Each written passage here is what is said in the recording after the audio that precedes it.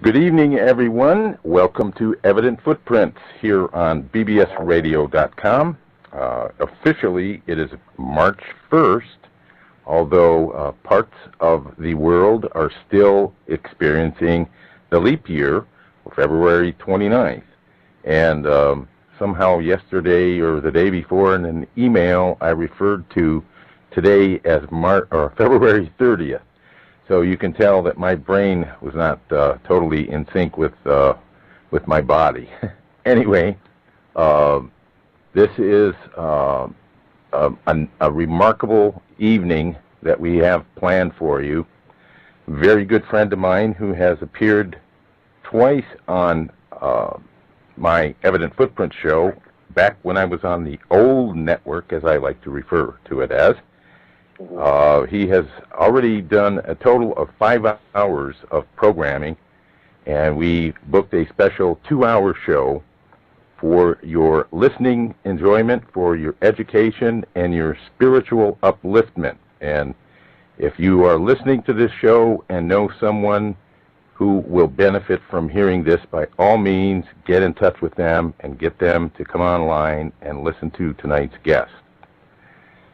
We have an author of many fine books, 2 quite well known the world over, translated into foreign languages, encoded with a special message that will activate your spirit, your soul, and bring you into alignment with the universal changes that are taking place as we speak and will be taking place in the very near future. Technically, there is no future if you look at the reality of time and that everything is an eternal now. However, we must recognize these things according to our current consciousness. This author has written Zen of Stars, Foreseen Beyond Time, and some other works. He's also a consultant to many important people around the world as a business consultant, forecaster of events to come, and advises them in making the best decisions they can to make progress in their business. He also counsels or consults with individuals on life changes that they are going to experience. And he did this for me last year, and I have to tell you, his predictions have come true so far, and if they continue on, I think we're all in for a nice long ride and a lot of fun, maybe for the next 10 years. With that, I would like to invite tonight's guest on board, and we're going to be talking about a lot of things. You may want to grab a piece of paper or several pieces of paper and a pen or a pencil and write some things down. With that, I would like to invite for his 3rd appearance on Evident Footprints, my good friend, and in many ways my mentor, Mr. Michael St. Clair. Michael, good evening. Hi, how are you doing, Don? Nice to hear your voice again. Oh, you too. I am so thrilled to have you on the show. I have pumped this up as much as anyone can, and it's really good to have you here. I know this is quite a momentous time for us as well as yourself. You just had a birthday, and I want to wish you a happy birthday on the air, although it's already passed, but we can still have a little party tonight. Yes, we'll have a big party. It will last many years. But that was just a day ago. Actually, I was not born on Leap Day. Okay, people always think I'm a Leap Day guy, but it's the 28th. Yes. But yesterday, I'm saying yesterday because here in Europe it's the 1st of March in the morning, already daylight here. But actually it's the 29th for you still, or for California. Yeah, and California. I decided on Leap Day we should delete the thoughts. That's my message. We should delete. Day gave me the idea we have to delete all the years that come before, because it's not needed to carry all the baggage, and we can always reinvent ourselves. And actually, all of our lifetime is always the now. Like you were just saying, that the future is a permanent now. Mm-hmm. So you can summarize a whole life. I mean, I'm like 7 times 7 years old now, 49. And I thought, that's a nice figure, but actually it's just now. And you can delete the figure, the number, that goes before, you can delete it. Because old thought, time is old thought. Yes. Now, I happen to be 7 times 8, and I turned 56 on November 27th. And yeah, you have one more round of 7 ahead. Yes. This was my, believe it or not, this was the first night of my show. Technically, on the West Coast, my show began on the 26th. And I was thinking how nice it would be if it began on my birthday. And I looked up at my clock, which is an atomic clock, and it has the date on it, and it was November 27th. And I said, whoa, that happened. You know, it's just a sign, I think, and I tend to look for those in many things, and I know we're going to be talking about. Yes, we must look for signs all the time, and they're there always. That's what we can go by, and just listen to what the invisible world, the spirits are telling us. They're not so visible for us now, but they will be very soon. Things are becoming more and more visible, even by light frequencies. Mm-hmm. As long as we listen to that, the input that comes to us via signs and synchronicities, we know where to go. We know what to do, you know. Yes. Now, Michael, I want to let the audience know that you have been a very, very busy man, and at least for the past 3 months, I know that you have been working very hard, probably longer than that. We have been experiencing, on the physical level, many, many rapid changes which are taking place, many which you forecast in your books and in your public speaking, even on my radio show. And these things have come true, they've come to pass, and we're recognizing as they're unfolding, we're able to see these things happening. Now, some people have a problem grasping the reality of what's going on in terms of how it's affecting the government, how it's affecting their lives, their income, their health, all of these issues. And yet we are going to attempt, or we will, I shouldn't use the word attempt, we will be tonight talking about creating a whole new reality. Let's say, looking at how these things are changing and how they're going to affect us, but at the same time, how we can create this new reality and not be affected by those things, especially the negative. Am I correct in forecasting that? Yes, that's right. That's right, because we create our reality every moment. We have to be aware that we are as powerful as the ETs, that we come from the stars, that we are encoded with all the knowledge. We just have forgotten most of it. I mean, even I, every day, figure out new things. Even masters of my own people have more knowledge than I have. You know, you said I'm your mentor, but I'm not. I'm just, I spent a lot of time studying. And now, like you said, the last few months, I've gone into implementation because my clients are just saying, okay, we understand all that now, what are we going to do? Because we really need to get prepared, not for bad things or what happens in terms of earth changes and all that. That's not important, the outer world. I mean, yes, sure, a lot of interesting things will happen, but we have to continue to create and be aware that what we think as time goes by, we are going to be able to manifest much faster from thought to reality than we were able to do before. I think this is due to the dimensional shift that is happening. You see, I don't believe or think that there will be some Planet X type event or things of that sort, but what I know what is going on, has been going on, is a dimensional shift. There is an interdimensional, or rather hyperdimensional magnetic field shift coming towards us, towards our galaxy, and bringing the Earth planet and many other planets into this new field. And that is creating a whole psychic cloud or a field into which we come, and we take on literally stardust, and that activates our DNA. And one could say that we are experiencing almost like a transformation into a new mankind, into a new humanity. Like, let's say it was like the version of Windows 1.8 humanity. We now go to humanity 2.0, the beta version. And this is happening as we speak. And that is why we can make predictions very accurately. Last time I remember you and I talked about gold, And I was saying to people, you need to really buy gold now. It's going to go up very fast. And it did. And we're now at 970 something. And I'm thinking that we're going to go to see gold at 1700, and it will probably stay up there. So we are able to see practical consequences of our thinking, and we can adapt easily, because I've always said that when we see it, we can act on it. So seeing is its own right action. And everyone can do that, either via science or even via linear thinking. And we can later talk about why gold goes up, what's going on. So there's a lot of good stuff coming through in these changes, and we have to focus on that and on the solutions of how we can live other lives outside of the matrix. I'm inclined to agree with you. First of all, you mentioned the dimensional shift.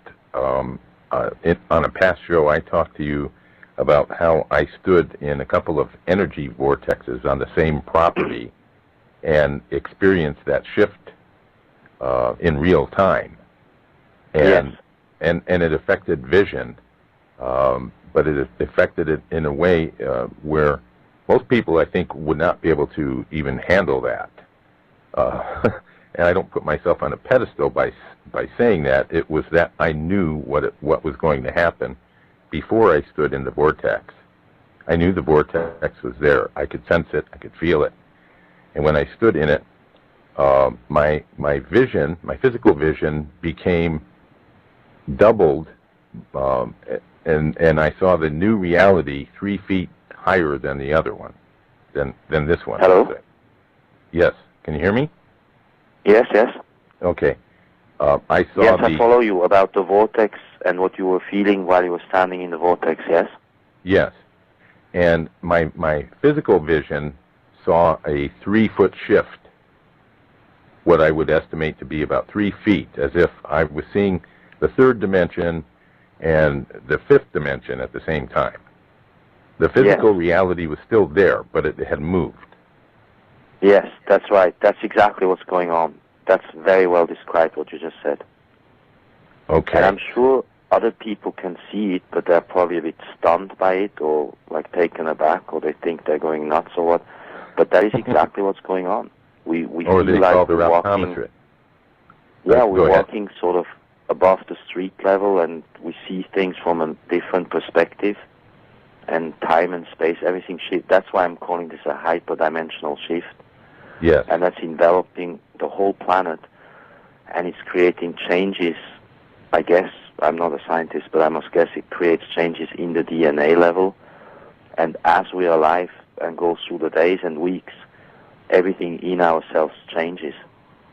So we adapt to this shift. Now, most people don't feel well. All they experience is that they're out of sync. But when we know intellectually that that is to be expected, we can attune better to this and actually look at it as something amazing and bring it in to help us make better decisions. Yes. Now, would you be interested in hearing some of the changes that I'm experiencing, just as a point of reference? Okay, because we haven't really had a chance to talk. Well, you know, I have let's say several metaphysical gifts. I'm very intuitive, I'm very sensitive, clairaudience, clairvoyance, and one of the things that was not a particular talent in my telepathic abilities was to pick up names. Occasionally I would get a name. Over the past year, I have begun seeing names, but in the past week, they just come straight out. Names of cities, names of people, names of organizations, which identify what I'm looking at in my research. So this has become an invaluable search or research tool for me, in that I don't have to hunt for the names come. That's right. That happens to me too. I can confirm that. We seem to know where to go look for by input that comes to us. Yes. And now with the charades that go on with all of this script that's playing before us on a worldwide scale, and I'm talking about the wars and the political strife and the economic situations and all of this, when I hear a story, I instantly know what the truth is, and I can identify what the spin is in the story, without That's doing right. any, with no research. Yes, that's good. So, that's very good. so if I'm presuming you and others you know are experiencing something similar. Oh yes, I've had Okay. this now for, I would say, about 2 to 4 years, but more and more. I can look at these stories on the internet, like for instance this whole election circus, and I see right away what it's about. But I don't say it to people because it's a bit shocking to tell people what goes through my mind, or you would also, if you would tell people what you actually get in as input, they would think you're a little out there. But what you're getting as input is the truth. I know. You can see right through the whole screen of the smoke and mirrors. Mm-hmm. Now, I see others reacting. Let's say, like in the Patriot movement, they are very concerned because you know deep down inside that there is fraud in these elections. You know that they're playing games with the deep-old voting machines and that there are ballot issues and the recounts are not even honest.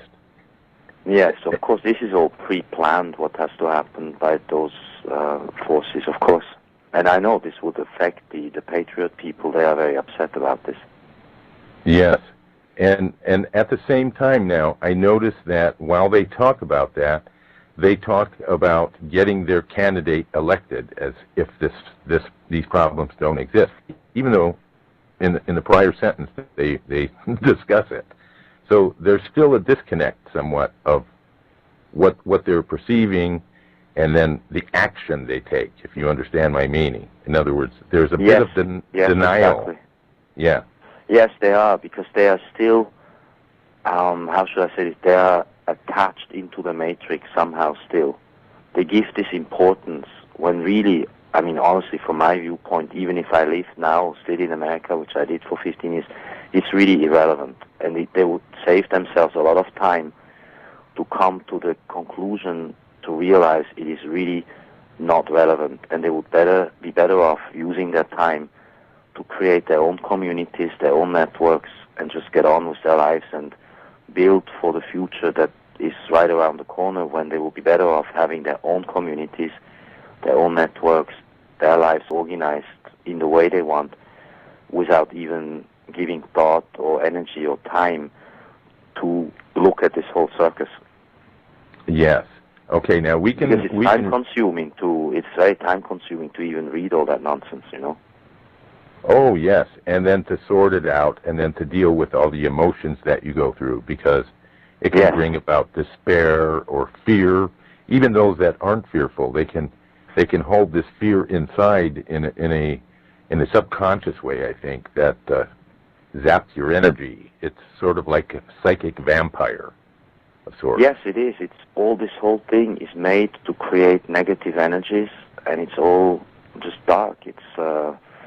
It's the old law of where you put your energy, the thought goes, and where the thought goes, the energy goes. That's why I'm saying it's a waste of time in simple English, because to put your thought into that stuff means you have your energy attracted to these irrelevant, if not dark subjects. So it's just best to leave it alone.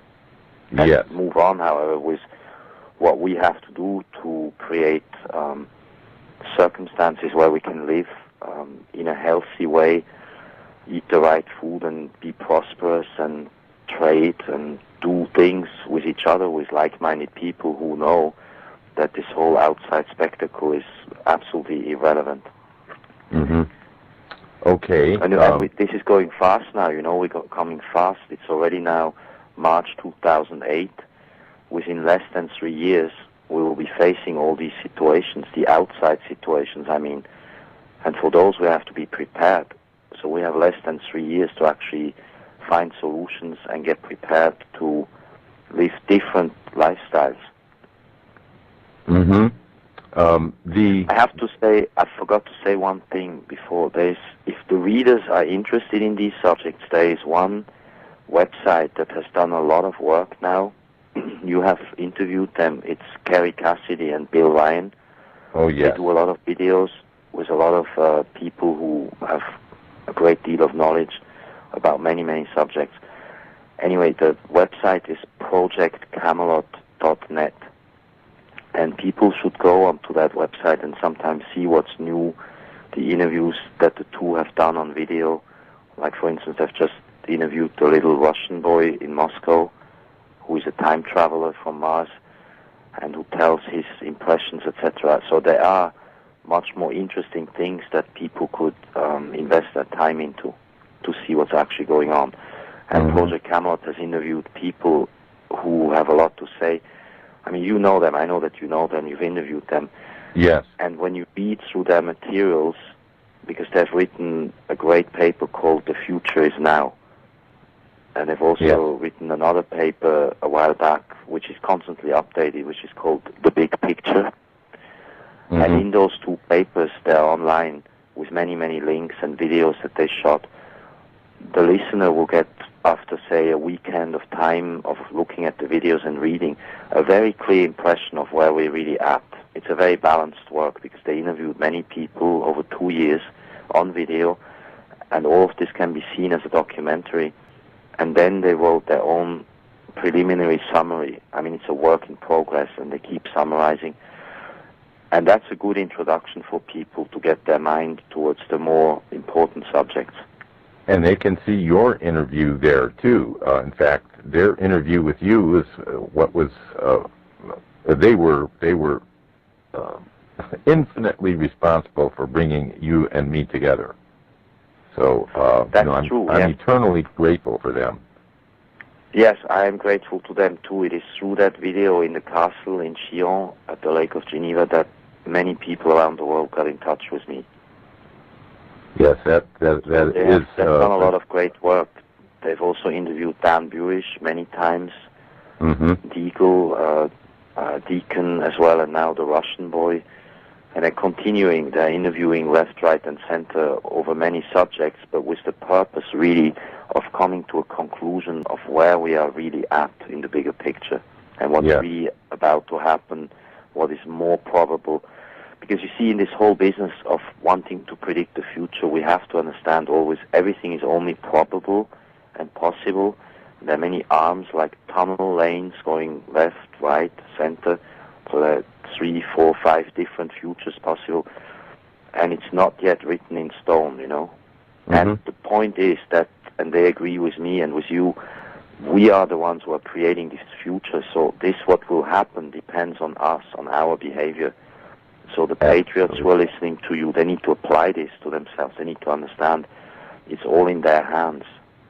Yes, we tend to follow this path that's been laid out before us, and we can be road builders, if you want to use that term, and determine we're going to follow a different route. Yes. In fact, following their road is going to lead where they choose for us to go, not where we choose. That's right, and we will live simultaneous different realities or futures, if you want to call it that word. There will be what I call radiant zones or islands of lights or safe places, whatever, networks, that will be engulfed by energy depletion zones with cities going down and earth changes of all sorts, you know, water level rises, etc., all that stuff that people know about. But there will be concurrent, simultaneous realities unfolding. Some very useful, very good, geared towards science, towards finding new solutions, and others will just be on the descending future, on the reality that's about to die. But these things will live side by side in the same space at the same time. Yes, so I think that's why I said it depends on where people want to put their focus. Yes, I think the U.S. Capitol building will make a great underwater aquarium ornament. Yes, that's what we hear. That's the general feeling of the prediction, yes. So, it's called Timeline 2, yes, it's Timeline 2.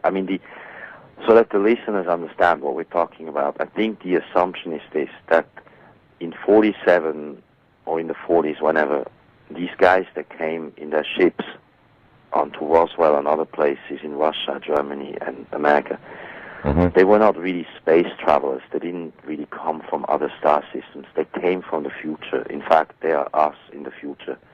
And they came to tell us, guys, you have to change the future, because if you don't, this is what's going to happen. And then they came down here with their looking glass technology and with their tools where they could show the Capitol building underwater, etc. But I think some experts are saying we have left timeline 2, that dangerous time zone, and we're back on a better timeline, but on variants of timelines that are still, there's still going to be problems ahead of us, but maybe not as bad as we thought it was, or as was told to us.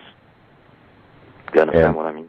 Yes, as if, the timelines are going to take on the characteristics of our thought patterns and our intention and what we actually create. That's exactly right. I strongly feel that if a majority of people start thinking different thoughts, the reality will accordingly change. And these darker forces, they know that, and this is why they're spewing out all these negative predictions to condition a majority of the minds to think very negative thoughts, so it comes into being. Yeah. It's pretty perverse when you think of it. Now, I do, at some point tonight, want to talk about this perception that we have of time speeding up, but maybe now is not the correct moment. I know that you wanted to talk about some of the astroclimate, and do you think it's more appropriate to go in that direction right now and then maybe come back to how this influences time? Yes, we could do that. I mean, what's going on now in the larger time scale picture, and then I'll say a little bit more about right now in March, is the following. Pluto has now entered the sign of Capricorn, which is a sign of time travel, by the way. It's also the sign that rules structures, governments, institutions, economy, all that stuff. Okay, that's 250 years. So the last time Pluto was there was when all these American revolutions and all that business took place. So we've come full circle now after 250 years. And Pluto in Capricorn is just going to change reality out of recognition, or at least it will mirror. It's not Pluto that changes, but the fact that Pluto is for 15 years until 2024 in Capricorn will really change the reality completely. And that planet is starting to make very challenging aspects to other planets. Soon to Uranus, right now to Mars. It's in opposition to Mars right now, the next week. To the Sun on the 20th, 21st of March. So this means we are now in this March of 2008 and into the next, say, 6-7 years, all the way up to about 2014, 15, we're coming into a time where there's a lot of volatility, a lot of explosive climate that will affect everything, about everything, economy, the political landscape, the division of forces, the different agendas, multipolar world order against one world order, new world order. All these are just agendas that are colliding into each other. And there is, when one looks at the planets, when one translates this, there isn't one force that governs the planet. It's just not so. There's this whole mythology that there are some few bad guys who rule everything. It's not true. All these little groups, they all fight each other inside of themselves. That's the good news, actually. They're not on the same page at all. So we, as people who know that, can actually get a chance now in these alignments to create our own reality. But we will be up against a very extreme business, economy climate, and also against a very tough climate, weather climate type situation where the storms are getting bigger. All these dimensional changes we talked about are creating, as we speak now, a lot of changes that we all have to adapt to. So the planets are showing that now is a time that we need to get organized. We need to structure internally ourselves, stay healthy, and it's going to be a little tough. I mean, the changes are here. They're on us now. It's not even in a faraway future. It's right now. That's what causes some of us to be very busy, by the way. There's a lot going on. A lot of people are realizing now it's the time. We are definitely noticing that there is dissension amongst the powers that be, the ones that would push for this new world order. We can see them splitting up into factions, economically, especially, politically, and sociologically. Now, they're trying to. I mean, this is the perception we have here in America, and you've probably been reading about it, and maybe even hearing about it. What you experienced back when you were closer to home here. Yes. It has ramped up unbelievably. You have this doublespeak in politics where they just say, well, we're protecting the borders, but we have millions of people coming over the borders. People's houses are being foreclosed. People are without food. They're without jobs. So we are living this, but at the same time, there's a lot of instability in the government. Now, I don't intend to dwell on these negatives per se, but this is the perception that people have. And so there's a lot of confusion about this. And people need to hang their hat on something, if you know what I mean. They need something to ground them so that they can say, okay, this is happening. Why it's happening is probably just a power struggle. It's sort of like a cancer eating itself. And what would you suggest beyond just telling people, well, you have to start preparing? What would you say to them as far as mindset, as far as getting them on that spiritual path so that they follow spirit first and then make decisions and then gauge their actions accordingly?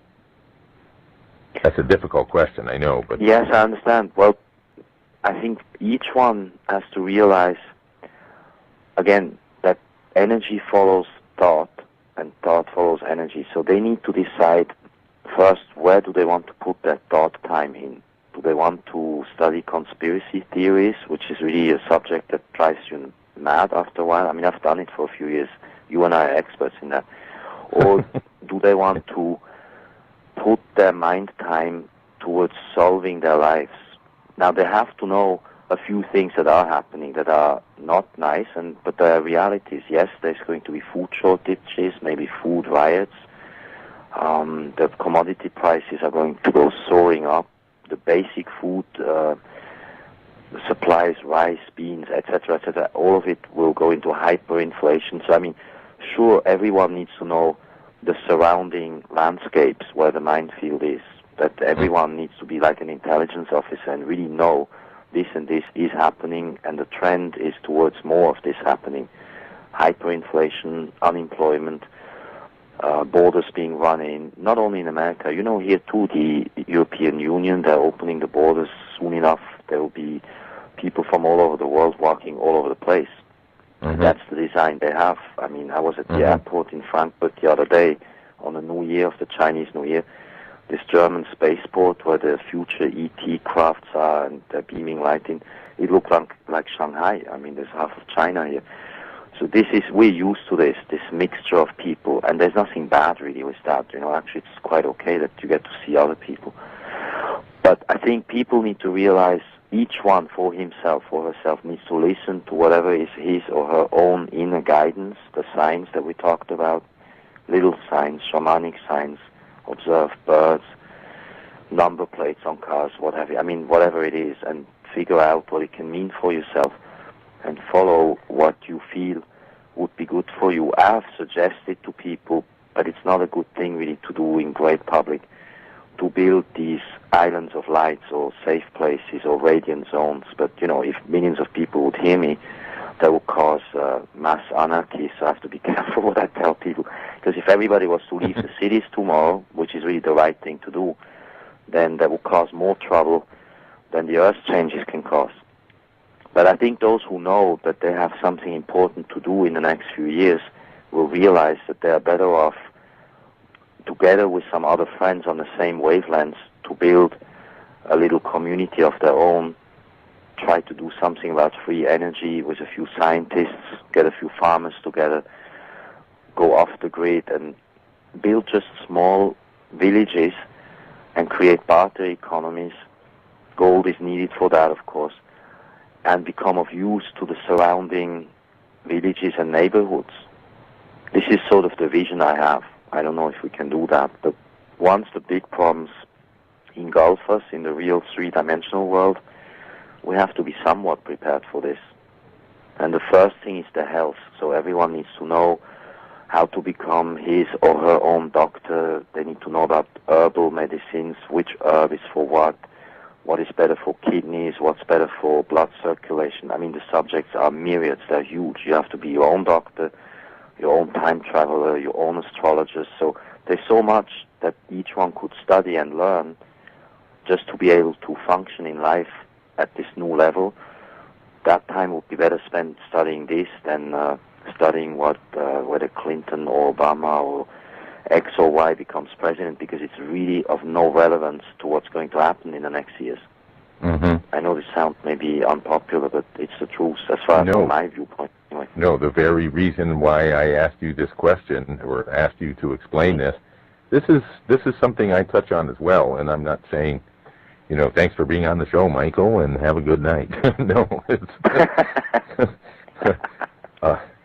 you are confirming what I say, although you have a very direct, authoritative way of saying it, and without getting as energetic as I can be at times, because I'm I know you are an awakener, and I see myself kind of playing the same role, maybe in a different way, because I have to take into consideration that there are many people who are not ready to just jump into the reality of recognizing spirit, and it's really its essence, let's say, and because of that, I have to sort of sneak them into this to say, okay, these are the problems. This is how they were created. These could be solutions. However, it's so far into the game that you would be better off going inside and finding out who you really are and why you came here, and then ask yourself the simple question: if I'm really interested in surviving, or how interested am I? Am I interested enough to take this advice and put it into action and make it become my reality? Because if you That's right. What you just said is very, very correct. It's not everyone must survive. That's not in everyone's karma. And it isn't even about surviving. It's not about the outer changes. It's what you just said. It's the inner change. Are people willing to see that they actually have a meaning here, why they're actually here? What you said was very well said. By the way, as you were speaking, there's a shamanic sign right now here in Europe. As you were speaking, there is a huge thunderstorm that started. Just as I spoke. The morning started like really blue and nice and like sunny, and now it's like this amazing thunderstorm, and I love thunderstorms. Okay, Just as you were saying these words that you were saying about people need to know who they actually are. That's the first reason why they should seek some silence inside. Mm-hmm. Anyway, sorry for interrupting you. No, that's fine. I'm just speaking my truth, basically, to bounce it off of you, to get you to respond. I mean, this is what communication is all about. We're not just communicating with each other. We're communicating to people all over the world right now. I have this feeling that we have more people listening to the show tonight than ever before. And one reason for that is because you are on the show. But at the same time, this is our opportunity to speak our truth. And that is a very powerful, positive energy that really changes this matrix, this paradigm, if you want to call it that. Yes. And we are encouraging the listeners to really take to heart what we're talking about here. We're not spouting off our own personal, private agendas here. This concerns all of us. Anyone who has a concern of fulfilling the oath they took when they came to this planet to experience life. You have to come to a point where you face that oath and that promise that you made, if it was to the Creator or just to your higher self, that you were going to come here and effect a positive change. not just for yourself, but the whole of humanity and for this planet. That's right, what you said. That was beautifully said. It's what Is you it call still the higher thundering? self. I call the future self, yes. Yeah, is it still thundering? No, I'm just kidding. Yes, it just did. There was a huge thunder crack that just went through. No, what you said is absolutely right. It's what we have, what you call a higher self. I call it in my book, Foreseen, a future self. Mm-hmm. Each one of us has his or her incarnation from a future, from a time yet to be. That could be 10 years from now or 5 lifetimes from now, who communicates to the human being now here on Earth. And when you can listen to that, the New Age calls it the higher self. I like to call it the future self because the incarnation is already ready, and that incarnation talks back to you from the future and suggests what you could do to optimize your future in this life now, the next few years, as well as in the long chain of further incarnations to come. It's a big subject. Yes. Some people So have yes, this. I was going to say, some people have this a difficulty understanding when we say that time is really an illusion, that time is just a continuum of beingness, and that there is really no past and no present and no future except, because just as I said that now, that becomes the past in that context. But this, if I look at my existence as a totality, then what you're talking about, the future, is really maybe not forward or to the right or behind you or to the left, but it's above you maybe, and all encompassing at the same time. You want to comment on that? Say again? I said, would you like to comment on that? That's right. What you said is exactly correct. It's a totality, and when you can see your whole life in its totality, the past incarnations and your recent past, the last 20 or 40 years, and this present future of a few more years or 20 years, and the future incarnations, which you can also see, when you can do all that and see it all as one totality, then you really see where you fit in. That's a huge subject. That's really what my books are talking about. And that's a little difficult in a sort of a radio conversation to explain. But once you are in that frame of mind and you see these subjects, then all the rest of it, what's going on here on the world stage, that's really secondary. Okay, now... So I was saying before, yes, sure, you have to understand time is vertically stacked, actually.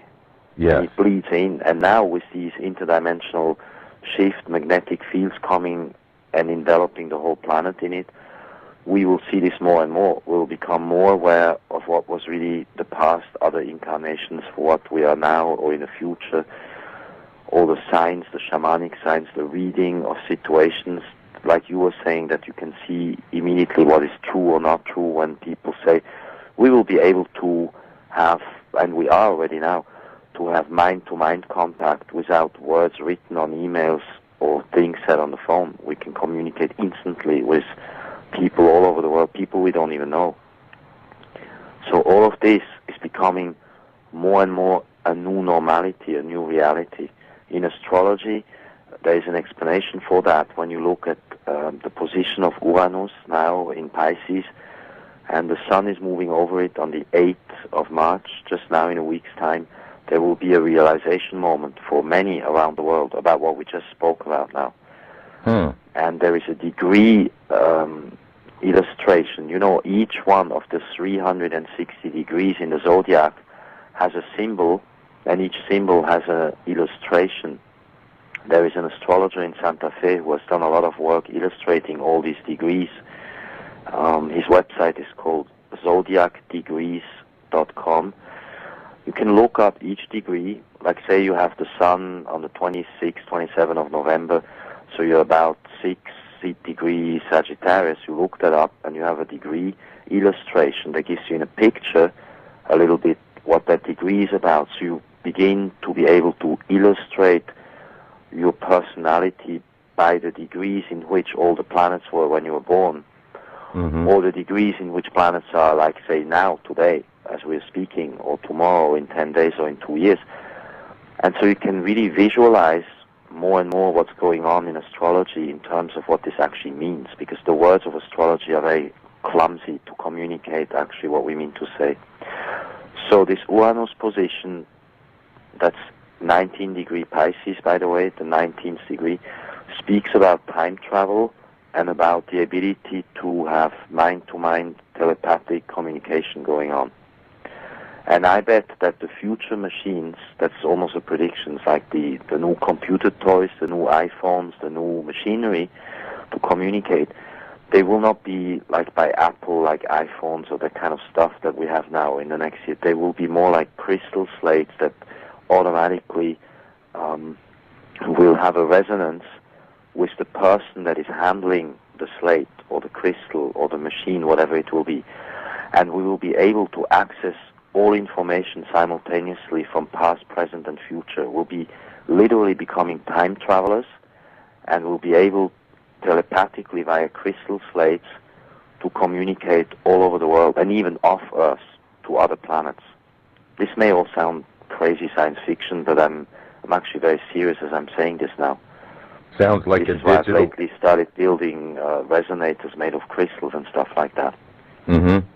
And I'm sure that advanced scientists are going to go into this, and they will find whole new ways of computer languages and communicating entire reams of knowledges, entire libraries will be communicated like with one touch of the finger on a crystal slate and be sent into the mind of some people somewhere.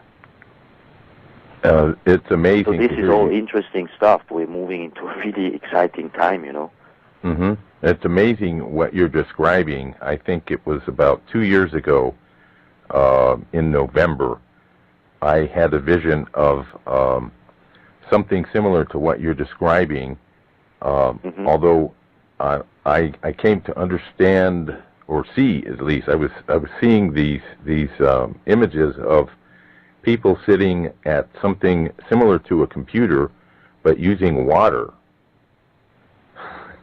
if that makes sense.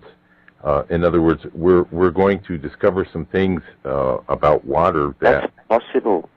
This is very well, what you just said, that makes sense, that just resonated as true, because when you read what Emoto can do with water, that you can actually think, send thought to the water and actually clean the lake or transform the drinking water into something, a better kind of water, I believe that's possible, that we would be using probably water and crystal, because crystal has something to it that connects with the crystal in the human being and crystals off on other Earths and on this Earth, and water would be the conductor. That makes sense. And so anyway, I'm saying the machines will be new aware machines. Yes, sort of like digital etch-a-sketches. Yes. Okay. Now, you mentioned Pluto. I think it was Pluto, maybe about half a year ago, I read something where these astronomers and scientists decided to downgrade Pluto as a planet. They said it didn't meet the qualifications of a planet. Do you think that was an attempt just to get people to not recognize the significance of Pluto in terms of astrology and astrophysics?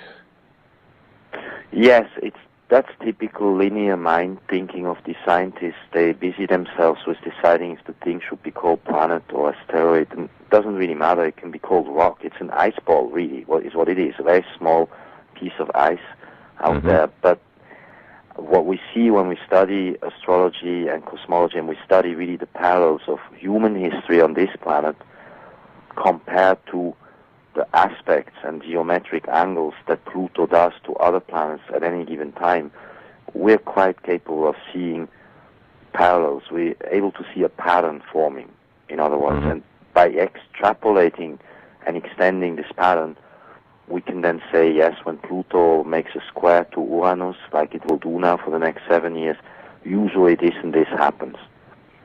Okay. So what they have to say about what is called asteroid, planet, or ice ball makes no difference to the energies that come from that rock of crystal. Yes. And when it does a certain angle to other planets and to the Earth, it seems that certain things are mirrored down. That's good enough for me to make trend predictions. But real astrology is way far more complex than what I even know. Real astrology, that too will discover a whole new, more than three-dimensional astrology that involves all the fixed stars, that involves so much more than we can find in books today. And this was all known, by the way, okay? All this stuff that you and I are talking about, by the way, this was known in Atlantis, it was known in Lemuria, it was known on planet Mars, where civilizations came from, or Sirius, or Aldebaran, the star, or many other star systems. All these things were very well known. I mean, the ETs that look at me from the invisible spaceships, the Nordics, they laugh mildly at our problems here. They say, yes, we've tried that a few times and you still don't grasp it. So while we are here trying to talk about things, I know they're looking through the window and saying, okay, in a few years we'll teach you more. So astrology is a very, what we know as astrology here today is very rudimentary. It's like sort of a children's astrology. Mm-hmm. But it is the building blocks of everything. It's the geometry and cosmology. It's really where all the knowing and all the wisdom is encoded. And who and what did this, I don't know, but understanding it helps us a little more to make wiser decisions here. So it is useful.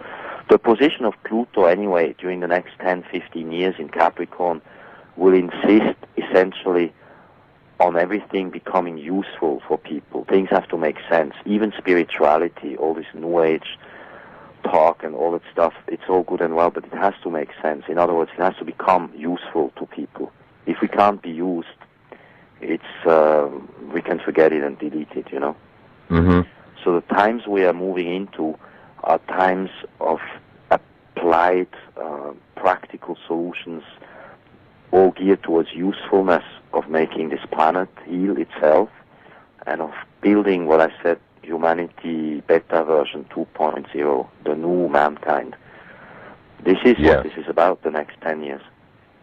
And for this we don't need governments, we don't need structures, we don't need a system. These are things that human beings can do among themselves. Yes. And for this we will probably have new communication tools, which will involve telepathy, like you said, water, and I add to this crystals, because I believe with crystals we can build time travel instruments, and we then ourselves become again time travelers, which is what we are. We are time travelers. I was going to ask you, my next question was going to be just about that. You have been building super time travel resonators, as you call them. Now, when you call them the word super, how are you defining that? Does that mean very spectacular, or does that mean greater than, or is it all-encompassing? What, just for the listeners? It's both. They're beautiful to look at for someone who is artistically inclined. I call them three-dimensional paintings. They're somewhere between handheld, about 6 inches, you can hold in your hand in your pocket, up to 20-inch tall, like they look like little rocket boosters. And they're basically filled with crystals, amethyst, rocks. Some have gold coins in it, or silver coins. Some have citrines or topaz, or all different types of stones that I've collected and put together. But they're super resonators in the sense that they can actually, when you are in that still moment, which we were speaking about before, when you're what other people call meditation, or in silence, communicating with other beings, invisible forces, Nordic ET spacecrafts, or just other invisible forces, or spirit forces, Vedic spirits, shamanic spirits, whatever the invisible world has to contribute, is better or easier done through crystals. The crystal becomes a mirror to you as you hold it in your hand, and your whole space becomes more conducive to having an intelligent communication with the invisible world around you.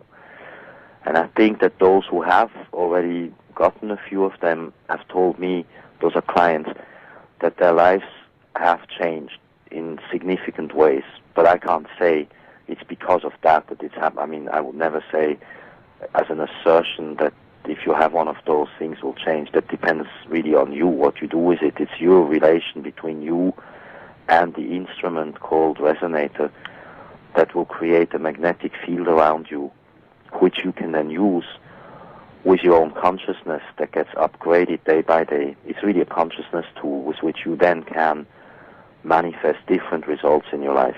But the whole thing is one big experiment for me. So far, it's interesting. It's going well. Yes, I'm very interested in that, and I know intuitively that it works. I guess for those that well, it was done by others. I had to study this. Tesla worked with crystals. He came up with all of his inventions and all his knowing by working with crystals. I cannot prove for sure, but I think Leonardo da Vinci also had crystals around him. And it is known that in Atlantis, the time travelers worked with huge crystal caves. They actually retreated inside of structures that were made only of crystal. There was very little metal.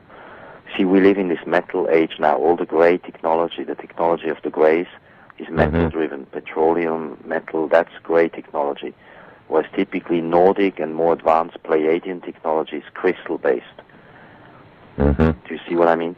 Yes. So if we can connect with this different material, we connect to them and their knowing, which is just light years further developed, further enhanced, you know. Yes. I made it's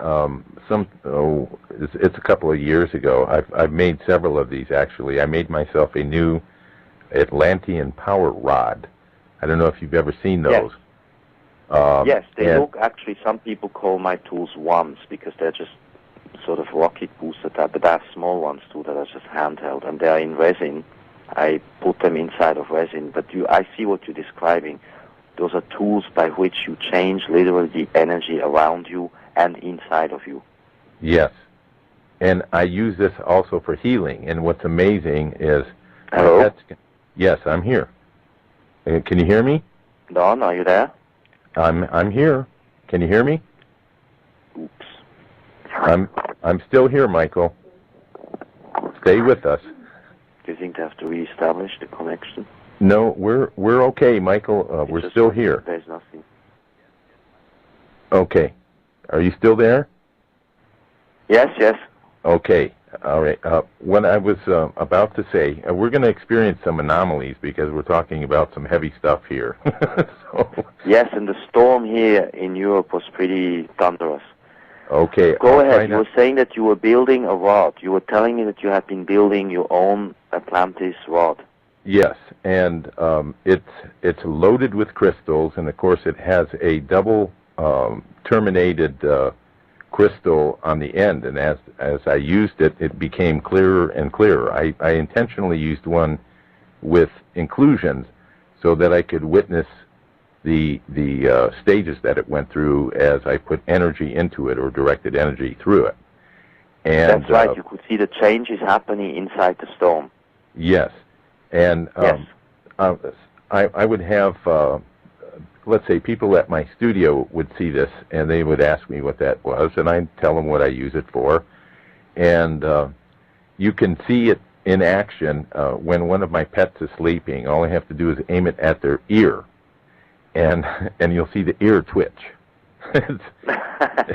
It's pretty funny to see, but you can see actual response when it's used by the unsuspecting. So so I know that it works, and I've used it to manifest things for other people as well as for myself. So I'm very interested in seeing your time travel resonators. And now I'm going to, with your permission, I'm going to post the picture you sent me on my website. I think it would, if you want to send me some information on them. Yes, I will. It's on my website, passage11.com. There's a work there. It says gallery resonators. There are many pages of them. I sent you, I believe, a group picture where there are about 8 of them found out on the cobblestones. Yes, that's a pretty one. And on the site there are many. Each one is photographed. Now, does it come with that watch that's in the picture, or no? No, the red-faced watch I put there so people get an idea of how tall they are. Yes, I understand. Just to give an idea of, they are between 6 and 20 inches so far. Okay. But I'm doing new ones. I'm doing new ones because the clients give me feedback, and they say, okay, this works with that, this creates change of health, this one works more for prosperity, etc. I mean, but I believe it depends on the person's mindset and how the person's consciousness interacts with the crystals, the amethysts, and the different stones. It's a relationship between the instrument and the person. Do you think that they are multifaceted? In other words, you might be able to use them for health and abundance and maybe creativity or developing your metaphysical gifts, let's say. Yes, certainly they're multifaceted. I'm saying that basically the individual will take the tool into his hands or hands and then look into the crystals until there's no more thought. I think what's important is when you stare into the instrument, into the tool, you establish a relationship with the stones until you are no longer thinking. That's very important. As long as the machine called mind spews out thoughts, not much happens. Okay, that's very important. That's why the meditation thing, etc., is another subject. But you need to really come into a thoughtless state where there's only silence. Then you are typically able to receive messages from it. So it acts like an obsidian mirror in the ancient times. And I feel that these crystals have relationships with other crystals around the world, and even with ET ships. You know, the big advanced crafts are really built by crystals. It's crystals that drive the ships. And the ships are even in thought form. They are not even three-dimensional. And once you realize all that, you then go to that level where you can almost command the crystal to give you messages or to answer questions to your mind and to begin manifesting things out of your own thought form. So this can be then applied to anything that you mentioned, from healthcare to getting healthy to working with the tool as a healing instrument to changing your mindset, to raising your consciousness, bringing more awareness, to have relationship with ET ships, Nordics, Pleiadians, you name it, all the way to very practical things, creating wealth around you, etc. I mean, there's no limit. That depends then on you and the crystal, between you and the crystal. It's the relationship that does that. Yes, you were speaking about the importance of stilling the thoughts. Now, I would presume, and this is for the benefit of the listeners out there, many people, when they reach that point, those that have attempted to go into meditation, when they first experience thought ceasing, there's sort of a panic until they become accustomed to the fact of that. Because that is the point where we stop identifying with the false self or the ego. Yes. And so you know that experience, I'm sure. When you were first learning to meditate, the body jumps or you go into shock, almost like when you're falling asleep at night and you have this start that wakes you up. Maybe because you projected astrally and something scared you, something frightened you. That's right. So the stillness of mind is the key to activating the resonator then. Yes, that's absolutely necessary. As long as you have thoughts running through your head, there's not much intelligent interaction happening between the tool and you have experienced. You have to seriously you have to be able to find that point of silence. But it's not meditation, and I don't believe you can do it through techniques. I'm more one of these Krishnamurti type students who, Krishnamurti said all of these techniques, you can really forget them. The techniques are not what's going to change this world. This is all inside of yourself, but the one instrument by which you will get there is silence in the mind. And then there's also timelessness. You're outside of time, outside of thought, which is the same. Time is thought. And then interesting things start beginning to happen around you and the resonator and the crystals. And then you actually become a time traveler, and you can go through to places, because it isn't so much that the ships, the crafts, the ETs, and we travel from a place to a place, although that too, but we do this via time travel. Actually, we're more time travelers than space travelers. Yes. It's more a state of being than doing. Yes. Yes. Oh, okay. Now, that whole subject is better explained than I can now recall in an interview with you in the book Foreseen and also in Zen of Stars. That's in those two books that I've written about the Master of the Light. That's where these subjects are explained in a more coherent way. And the tool, the instrument that I built was an idea of getting something down to earth into the hands of people that can use it, that can actually work with it. something but the practical. book is more the theory, because I don't believe we can understand things through books. It's just another book, and the knowledge does not come through books. Inside of you, you have to waken up the knowledge inside of your own DNA, and I found crystals can be helpful for that. Well, we can do a little commercial right here for a moment to give you a chance to take a sip of water or something if you want, or coffee. Okay. We're not gonna go away, but I'll just let the listeners know. Michael's website is Passage 11. That's the number 11. Passage11.com, and when you click on that, you'll actually see his IP address come up in front of that. Don't be startled. That's the correct place. And he's got a wonderful website, very positive, very uplifting. He's got samples of his writings there. Also, on my website, I put a link. If you go to directlightproductions.com, he is on my links page under Michael St. Clair. It will take you to his website, as well as on my books page.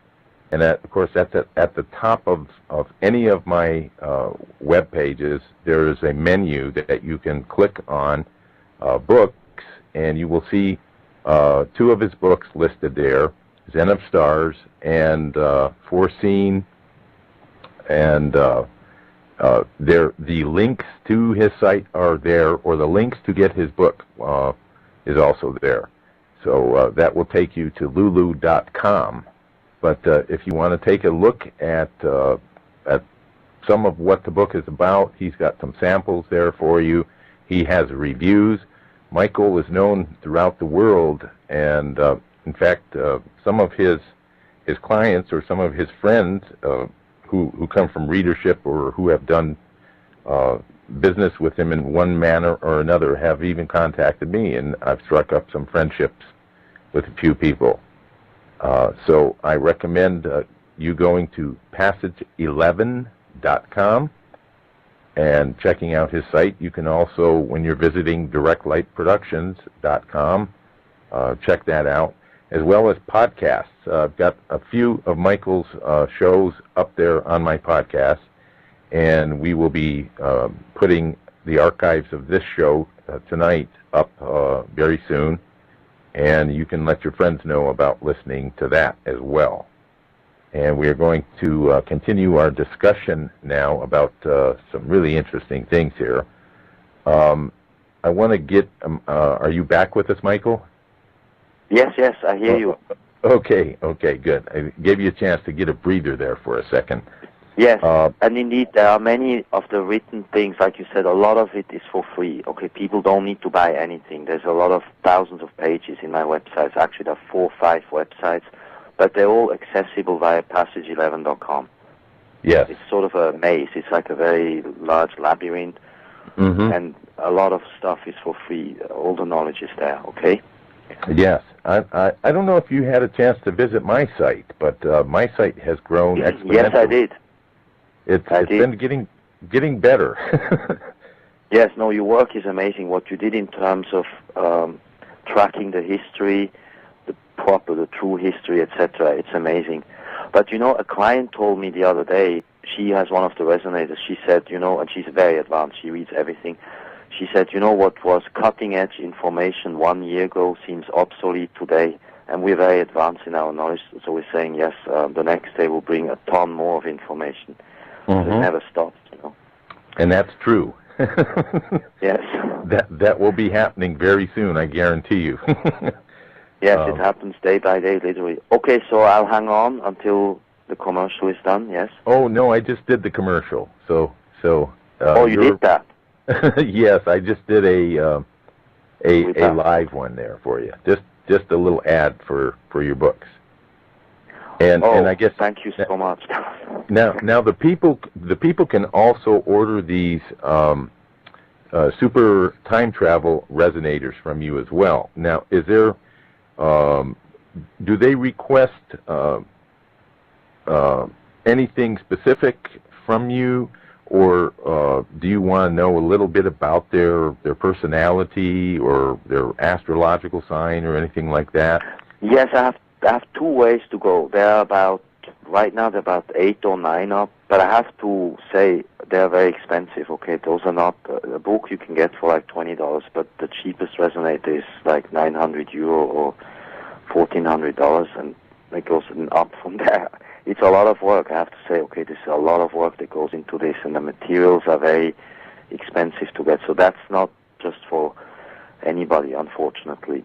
But I have 2 ways to do. You can either order them just as they are there via PayPal, or you can write to me and say your birthday and your astrology, and usually it's clients who get this, because usually I know the person and we've already done some work together, and then they want one. And sometimes I do them on order. A person will say, I prefer amethyst to citrine, or I want more crystal, or I want more this or that, or I want a gold coin in it, or a silver coin.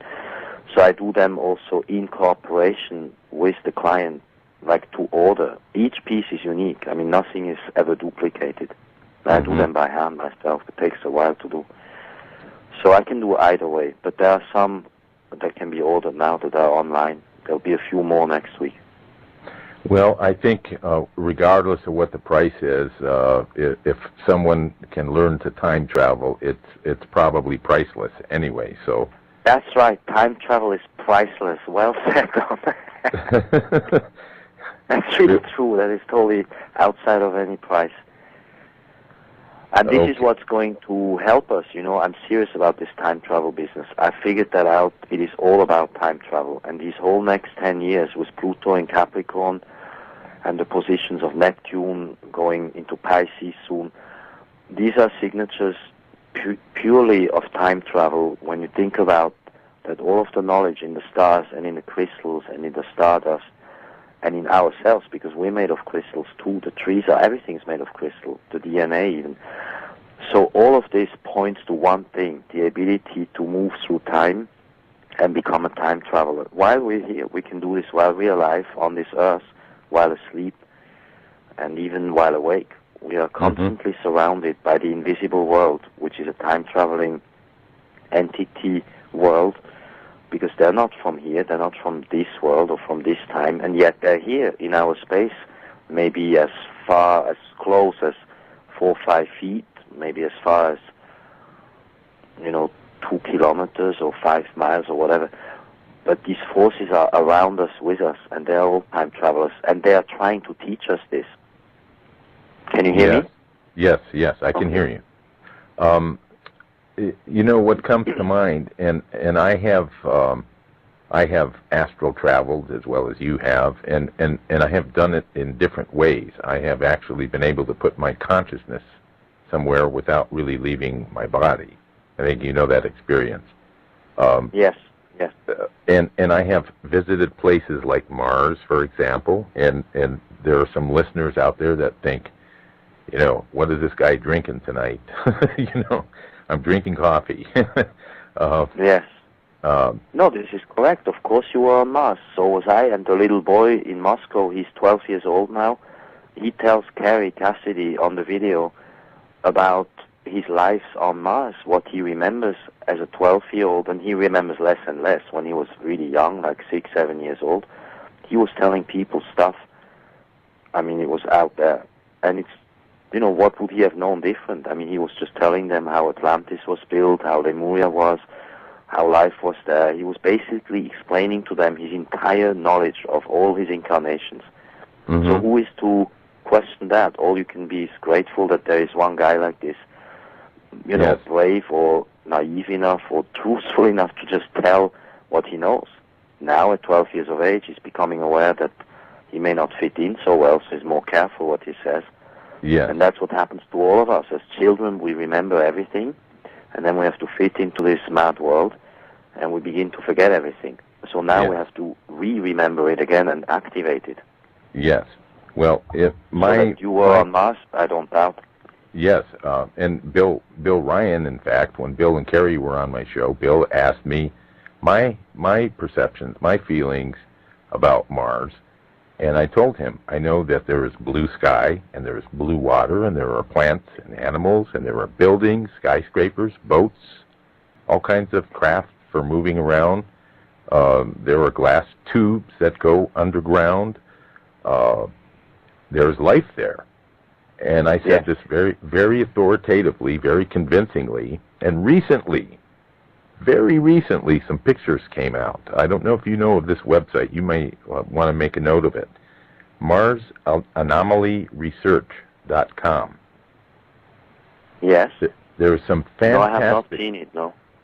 Fantastic pictures of Mars describing what I just described to you. Yes. There's evidence of some bipedal creatures, we'll call them, because the photographs are taken from a distance.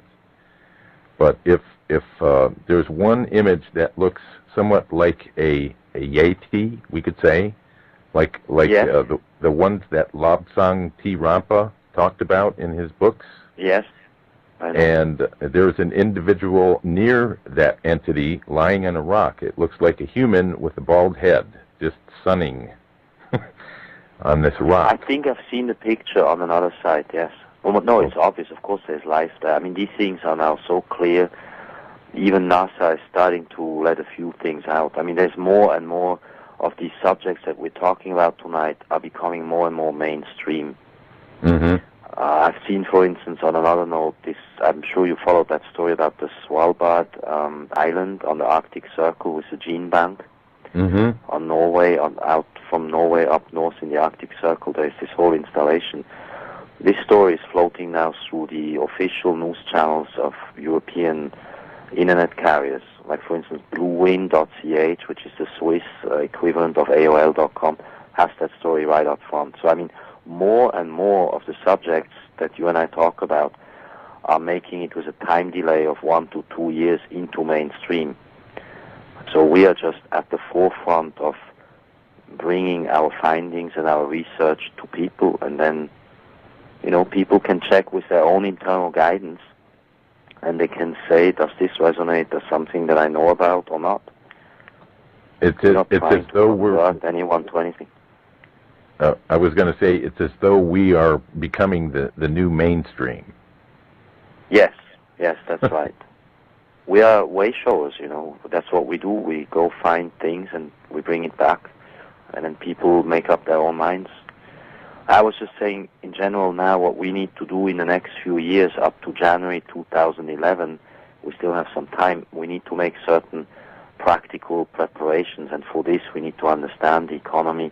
We do have to have a basic knowledge of a few worldly things, such as medicine, alternative medicine, astrology a little bit, economy, what's really going on. So we need to know how things work in order to prepare ourselves intelligently. And then each one can make his own preparations or her own world together with friends. I think it's important that people network themselves into little groups of like-minded people to follow their joint interests. Yes, that's becoming very, very obvious. And I think we don't necessarily have to set or put that network together with the same model that we have now. That's the one thing. No. Yes, that's self-organizing. These things will come about on their own, in their own time, the way it's meant to be. The less structure, the less organization, the better. Yes, and people will actually just know that inner voice inside will tell them this is right. This is going to lead to a benefit in the long run, as opposed to continuing this path of making mistakes and repeating the mistakes over and over. That's right. Yes. It won't mean we're perfect, but I think we're moving toward perfection. At least as far as we can comprehend that word. Yes, well, that's what we're here for. We're here for these lessons. This has all been laid out for us. It's one giant experiment. And now mankind is beginning a whole new experiment, probably beginning in the next, I would say, 4 to 5 years. Something completely new will begin, which is really, like I said, the 2.0 version, the next level. And for this, we're preparing. That's why we're here. This is certainly one of the most interesting times to have come here. Now, there was a story I wanted to mention to you. I don't know if you've read the story about Project Superman and Andy Perot. He was someone that became part of the Montauk experiment, and they developed him through the assistance of a German intelligence agent who worked directly with Andy. Andy was sort of taken out of the athletic program. He was to attend the University of Pennsylvania as a football player. So he was quite a physical specimen, and they gradually turned him into this superhuman being. Of course, all the mind control, the compartmentalization of the mind, the programming, and he became quite indestructible, actually. Just a superhuman being. And one of the things they had him do was to manifest physical objects. It was a sort of teleportation, if you want to call it that, but it was creative teleportation. He could manifest large diamonds, for example. You know, the size of a bowling ball. That's possible. Yes. Yes, that's possible. The ancient Tibetan masters knew how to do that too. They could manifest via thought form mountains, and yes, that's totally doable, yes. Boy, we could do that with the government. Just think how we could create utopia, couldn't we? Well, that's what's going to happen. I suppose that in the next few years, some of us will literally create our own, what we said, radiant zones, islands of light, our new ways of living. This has to be like this. I mean, if it is so that we are going to face these earth changes, of which we're talking about, the levels of water rising, the storms, the high winds, and the destruction that goes with it, we will then have to equally make up via thought form our own new structures. Mm-hmm. So I'm pretty confident about that. But I'm not aware of the story that you mentioned about this fellow in Pennsylvania. Well, yes, he's been all over the place, actually, but you could Google Andy Perot, P-E-R-O, yes, or Project Superman, and it's a very, very fascinating story. And it's got multi-facets to it as well. It's been out there for some time. And he was one of the Montauk? Yes, he was sort of a private project that they had worked on. You know, in the beginning, he was at one point they threw him out of an airplane. This was to impress a senator about the success they had made in this program and the advancements they had made in this technology. They threw him out of an airplane at 10,000 feet, and he landed and passed out. He sort of wrenched his knees, which is quite understandable. This was without a parachute, by the way. Mm-hmm. And the senator said some things like, "You brought me here to see this. How dare you waste my time like this?" And he came to and got up and walked up to the men, and they funded this research even more after that. They were just totally amazed. They hadn't suspected that he had advanced that much, but he got to be so powerful that several times they tried to kill him, and they couldn't even kill him. So we know that the government has experimented with these technologies, but they've used it for nefarious purposes. Yes, those are very dark subjects. Well, that's what they did with the Greys. The Greys gave them technologies to basically control all of humanity, but that will not last. That will all be cleaned up in the next few years. Yes. Now, that is the reason then why we are experiencing all of this disinformation, to keep us off track, to keep us, let's say, in fear, in these lower vibrations, so that they can possibly succeed. But I don't see that happening. I don't see them succeeding. No, they will not. They know that. They know from their own time travel devices, from their own research, looking glass, etc. They know that it is their end. That's why they're trying all this. What I don't understand is why the governments, the younger people in governments, are still part of this, why they can't understand that this is all doomed to fail. And that they don't have a chance. In other words, it's not even in their interest to cooperate with that. Yes. Well, part of the reason for that, I think, and I may not be telling you anything you don't know, I think you may be saying you don't understand that. You're speaking more on the spiritual level, but in this matrix, they bring people who have been indoctrinated into the matrix. In other words, they adhere to the bloodlines, they adhere to the programming at an early age. They measure people, let's say, for their psychic gifts or their intelligence or their particular talent that they have, and they look to see how they can apply that talent to the whole mission. There may be some 10 million people who have been through this program, if not more. And they're sort of lying in wait, waiting to be activated by their particular individual or collective codes. Yes. I mean, that's a very real situation in their paradigm. That is real, yes. That's the hybrid program. I mean, we have among what looks human, unfortunately, more non-humans. I know this is a complex subject that's in the book foreseen. We have, after 60 years of hybrid programming of the reptilians and greys, a lot of people who look on the face of it human, who are actually deformed. You can sometimes even see physical deformities, but you will certainly see from the behavior that they are not quite human, that there is hybrid reptilian or grey programming in it. Oh yes, that is true. Yes, you would have many of those around. It makes its appearance on YouTube very, very frequently too.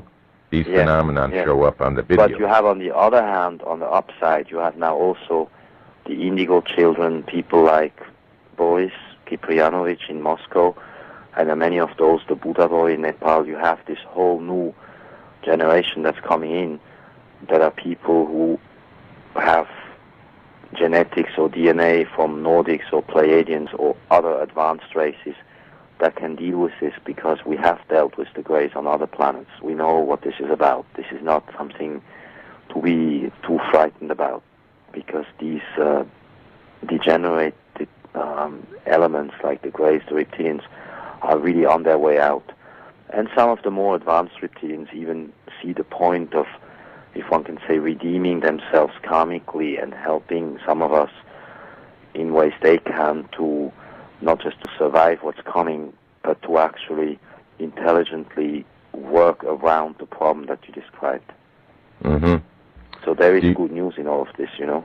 Yeah. Do you see many of them coming to that realization, or and I know you can't speak for them, but no, there are very few. There are very few. They are in the fourth dimensional realm. It can't really be explained properly. It's not visible, but their energies are here, and they communicate in a sense to say, okay, we know that we have messed up over thousands of years, this entire planet and the whole galaxy, and we've tried to hybridize a master race, and it didn't work. The whole thing actually got worse and worse. And now, 60 years after it's known that it was done here on Earth, they say, okay, this whole program is going nowhere. Actually, it's getting out of their control. They're saying these things, they don't behave the way we tell them to. They actually malfunction, and now we need help. So it's at that point that we have actually help from them, showing us how to move around all that. But on the upside, there are other souls coming in, young people with highly advanced gifts that are not of this earth and that can work through this. They will teach us, and we will be able to show people how to move through the times that are coming now. And all this is soon. We're talking, like I said, 2011. It's in the next 40 months. So it's the present time we're talking about. So the message is, get your act together, folks. Start searching much, within. Yes. A good starting point would be to read Zen of Stars and Foreseen, right? And then yes, some of it is discussed. There's a lot of astrology in it. I've discussed the years ahead up to about 2050, and particularly that zone, because it's a zone of time between now, 2008, 9, all the way to 2017, 20. In 2020, we will have an alignment, Pluto, Saturn, and other planets in Capricorn, which is sort of the conjunction that will bring this time to an end and begin the next round. It's not really in 2012. 2012 is an apex time. It's sort of a central time.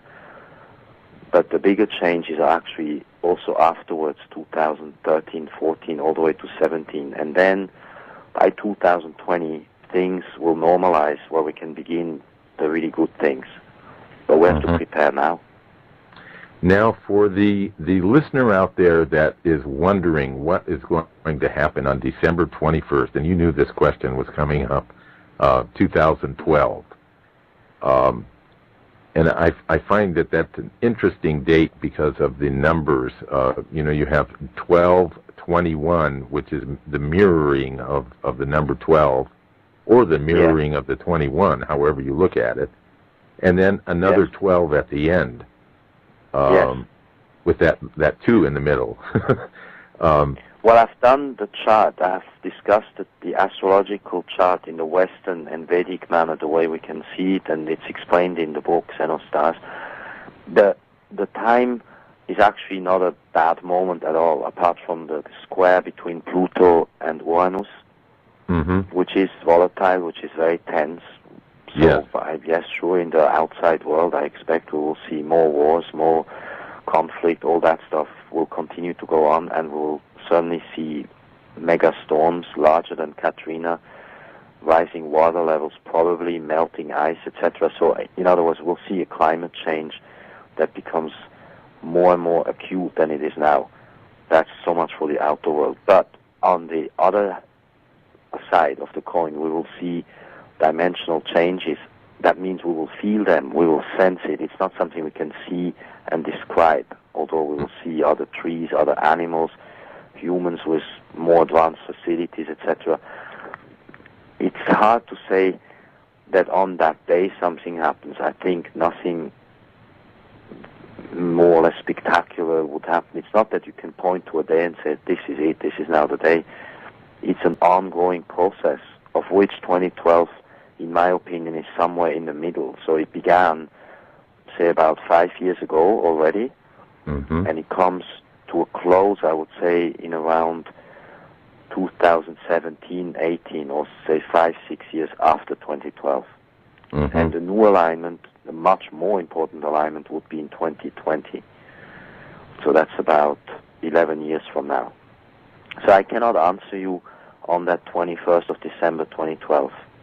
There are theories which say that there will be this Planet X discussion, this rock coming in between the solar system. I don't believe it. I don't see it like that. At least my seeing does not, I don't manifest it like that. I say there is an interdimensional, hyperdimensional magnetic shift that's enveloping the whole solar system, and that the Earth will have probably a slight pole shift,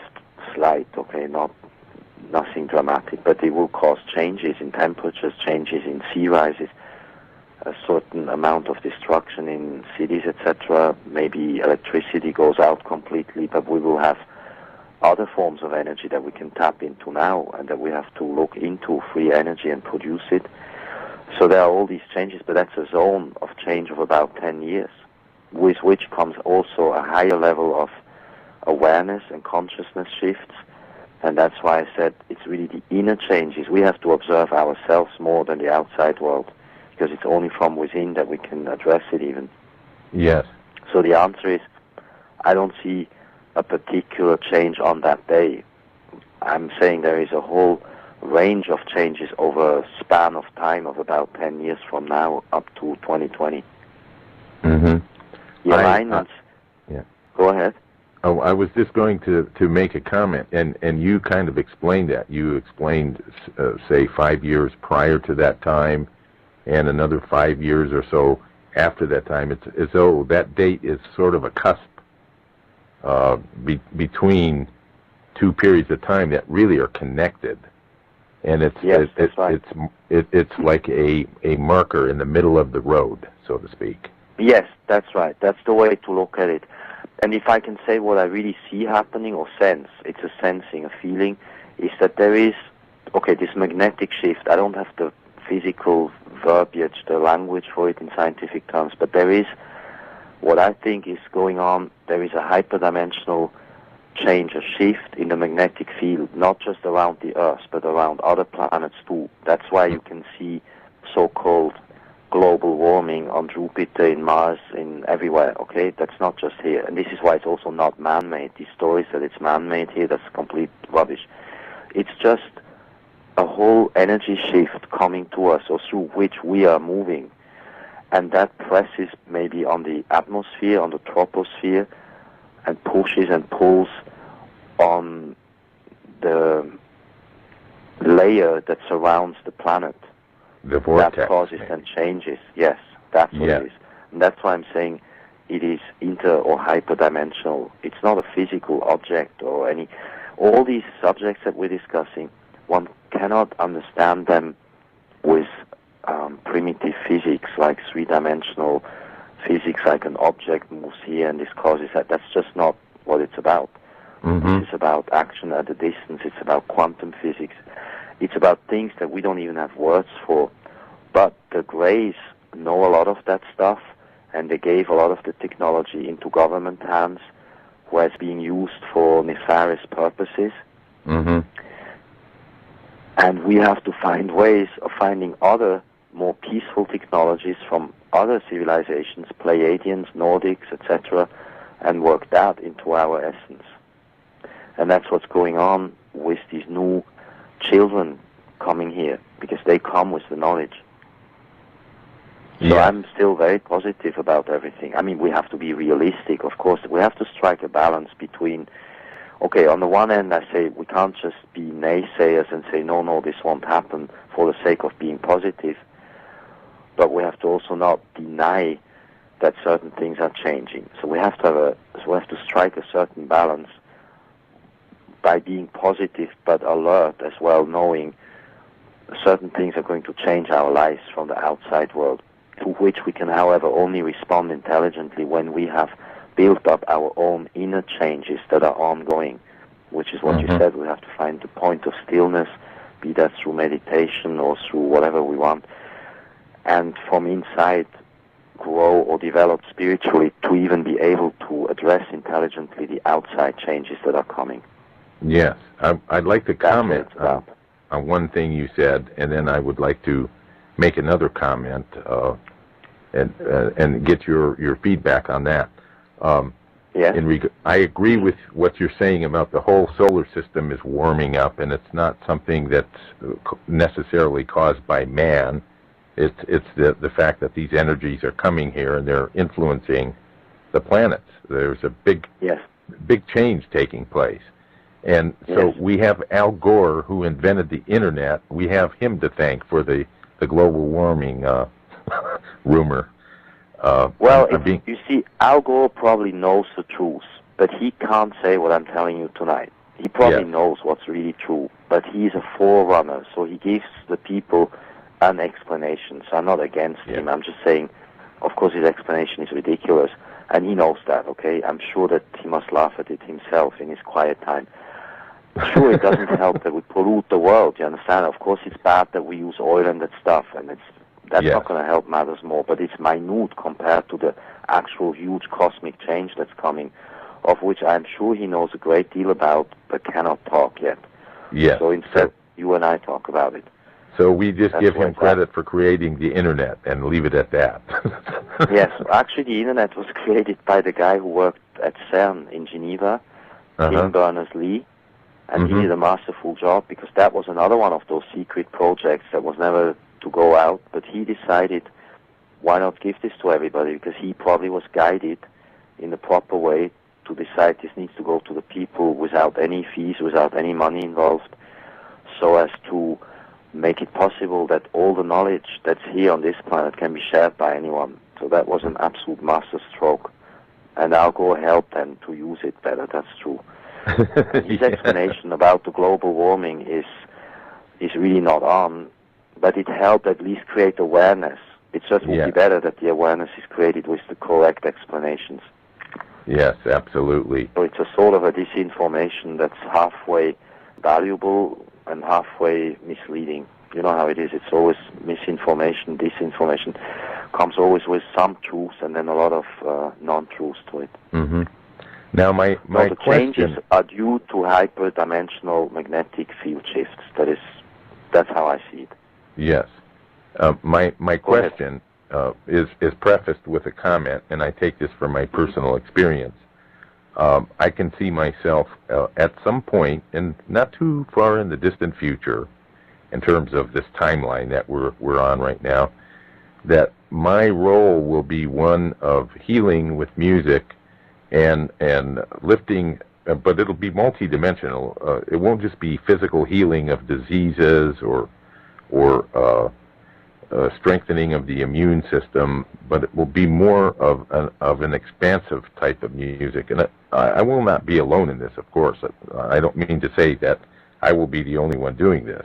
There will be many who will be doing this, and we are going to come to a point where music is going to become, what would you call it?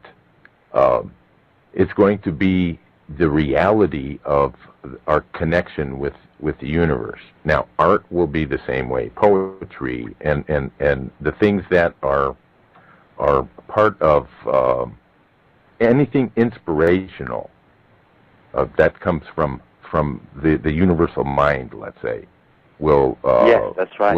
will take on a new importance. Do you see anything like that in what you've seen? Yes, that will happen. That it's already happened. The fact that you're doing it is proof that it is happening, because you know that sound heals. You can look at the wingmakers.com website. They also have music, sound, the pictures, the poetry. All this is integrated. I see a place where we will have, it's not so much a vision, I'm actually working on it. It's a place where people can come and look at paintings and crystal resonators and stones and the sound in it, and maybe a movie or a DVD or something to explain our whole existence here, what this is about, and they walk out of that after 2 hours like a little gallery or museum, and they walk away from it quote unquote healed. So the trauma of being human to be here on this earth will be then deleted and replaced by another outlook, so to be able to go about do new things in a new manner. Yes, that's coming from there are thousands of people at work on this all over the world. Now, we are thousands of years, well, in some cases, maybe just 1,000 years, but in terms of some societies in the universe, we are thousands of years or even billions of years behind in experience and in knowledge and wisdom. It's a long road that we have to go to catch up to where they are. And not that there's a competition per se. We tend to think of things in terms of being, the best at everything we do. That's part of this reality here. But we are going to come to an understanding, I think, where the relevance of that is going to sink in, and we will be more receptive to learning and creating. And how have you seen in our future? How do you see us handling that reality, or that realization that we are not the most intelligent? and coming to grips with the fact that we've been lied to, and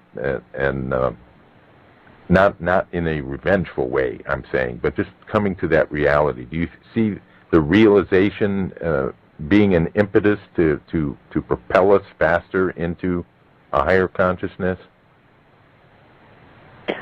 Well, I think that we can, when in contact intelligently with these more advanced groups or species or races, you know, we're all humans. I mean, the word human is kind of meaningless. We're beings, okay? The Nordics are beings, the Pleiadians, and we are, and of course, they're more advanced in the sense that they have figured a lot of things out, from the spiritual to the highly technological, and they have no conflict. I think it's just we need to figure out to live without conflict in our own selves and with the people around us, and then that's already a great improvement. How we cope with this, I don't know. We just have to take it one day at a time and keep an aim at making our lives better. And then when we do that, when each one does this where he or she is and with a few friends, that's good enough. We don't need to, it's not our job to change the world as such, you know. We just have to change ourselves. I believe that's what we're here for. And then some of us will go back to the other races. I guess they send us here to go help out or to check out how it's here. I don't know. I know it's a big subject. Some of it I answered somehow in my books, but there is a progression that we will go back to where we came from, where there are the more advanced creations going on. And our job here is to bring that knowledge from there here.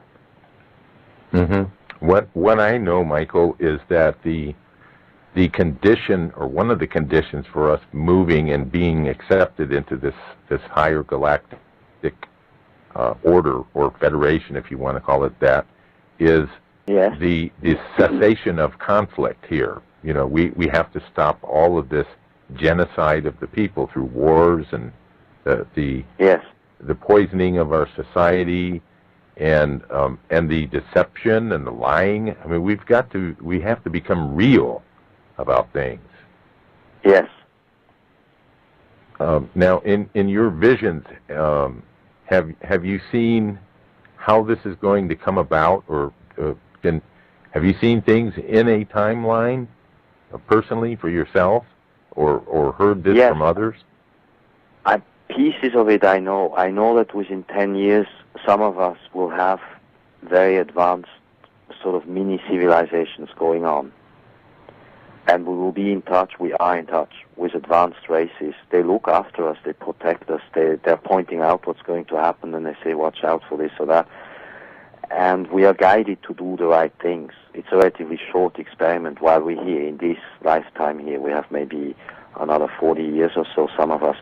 The younger ones maybe 60 years, but this is all a blip in the bigger picture, because we are always eternal. We are going to move on. What I have seen is that after the so-called Earth changes, there will be new structures of not cities, but new ways of living. Like, for instance, in the airport, there is quite clearly a presence of a very advanced extraterrestrial influence that is building in the etheric realm a new city where people function in a very peaceful way. Business gets transacted, trading happens between other planets and other interstellar traffic via time travel. All of these things, the transmission of knowledge, as you were saying, to be real, etc., will happen still here over the next 10, 20 years. That's in the process. But we're talking now about visions which are, some of them are timeless. That could be in another lifetime or two, you know, in 200 years or so. Yeah. But the beginning of this change is now. We're still going to live through the initial stages of the good, great changes coming in the next 10, 20 years. The result of what would be new, I think, honestly, that's in our human time calculation 200 years from now. So we'll be coming back again. Maybe.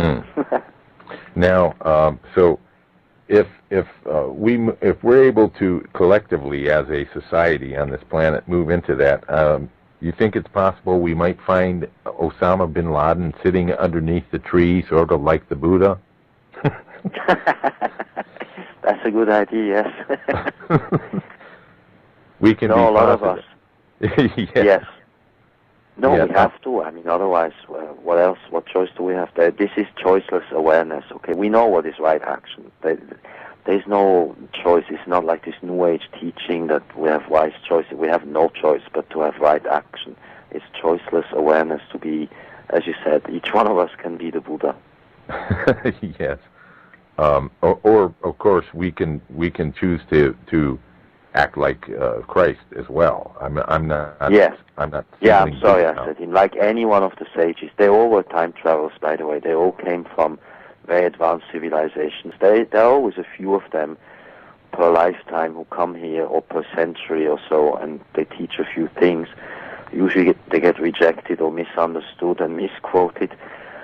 But we have now reached a point where each one of us can be all of that, partly thanks to the internet, where via linear thought the knowledge can be immediately made accessible to be read, etc.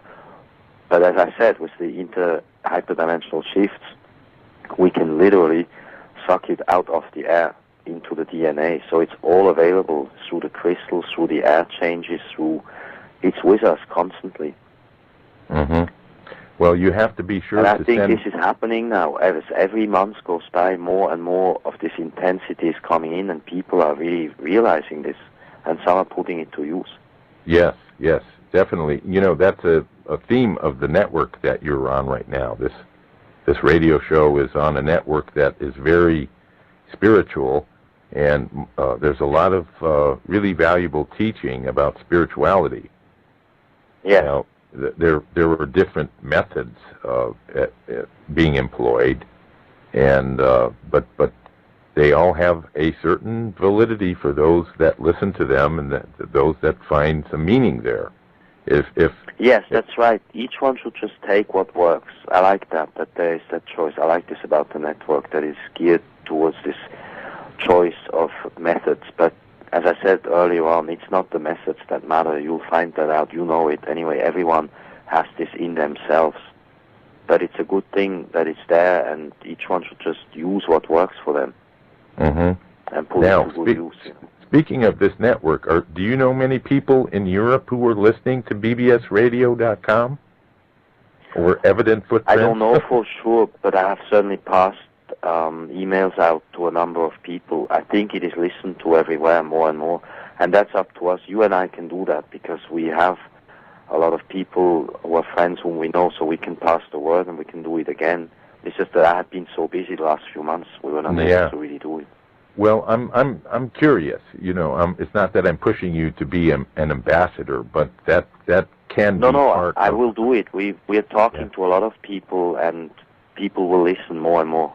Yes, it's important. I know from my perspective, and I get email from some pretty famous journalists around the world. I got one series of emails from a well-known journalist in Bulgaria that was wondering if I was Bulgarian, and I had to disappoint her and tell her, no, I'm Macedonian. But it's next-door neighbors, you know. No, BBS will be listened to. Your shows will be listened to all over the world that speak, so can understand English, of course. Yes, and of course I can speak a couple of other languages, you know, throw some words out there to make them feel more comfortable, too. But yes. But the language, obviously, for me, flows best in English. You know, speaking of languages, and this is a thing about, you know, the time I spent in Europe, I was thinking in Swiss German when I was living in Switzerland. After 2 years, I would laugh at myself. I'm thinking in Swiss German. I'm talking out loud to myself. You have that language gift. And it's the same with French or Italian or German. You know, High German, Hochdeutsch. Yes. Same thing. Same. After a while, I start thinking in the language. I mean, that's also when we become aware that language is a barrier to understanding. Yes, and this is kind of what I was describing about the role that music is going to play. That it's going to transcend these constructs, these boundaries that we have, and I think all art forms will be doing that. People will be, instead of lining up to get into the fast food places and maybe to be at these sporting events, which are really diversions from Yes. from more important things, that they will be flocking for that nourishment, for that soul food, so to speak. Yes, of course, they will have no choice, and music is one of the best carriers. Paintings, anything that opens really the third eye. Yes. Well, we are coming to the point of the show that makes me want to cry, especially, That went fast. 2 hours went by very fast. Oh, it went very fast, and well, we'll do it again if you want. Oh, absolutely, I would love to. And I know you've been busy, but you keep in touch with me. I'm interested in Yes. checking out one of your time travel resonators, and I will reciprocate. I will send you a whole library of my healing music and have you evaluate it. See if you can figure out a way to store it in a crystal or something. That might be interesting. Yes, I'll do that. We'll stay in touch, and I'll send you the books ahead, and we'll do all that via email, okay? Okay, and you have to promise us that you'll come back on the show again soon. Yes, I do that. Absolutely. Okay, Michael, it's been an absolute joy to have you on the show tonight, and I wish you the best. I know you've been working very hard. Get some rest, and start walking the talk. Yes. Thank you very much for everything. Oh, it's my pleasure. Thank you so much for being on the show. And I'm going to sign off here to the audience. You hang on, though. Folks, you've been listening take care. You've been listening to Evident Footprints on bbsradio.com, and our special guest for this 2-hour special was none other than Michael St. Clair. You can tell your friends about the archives. You can go to bbsradio.com. Sometime tomorrow, they should be up for your listening pleasure and for your edification. And I hope everyone has a great weekend. And I'm going to wish everyone peace, love, and light, and a very good night.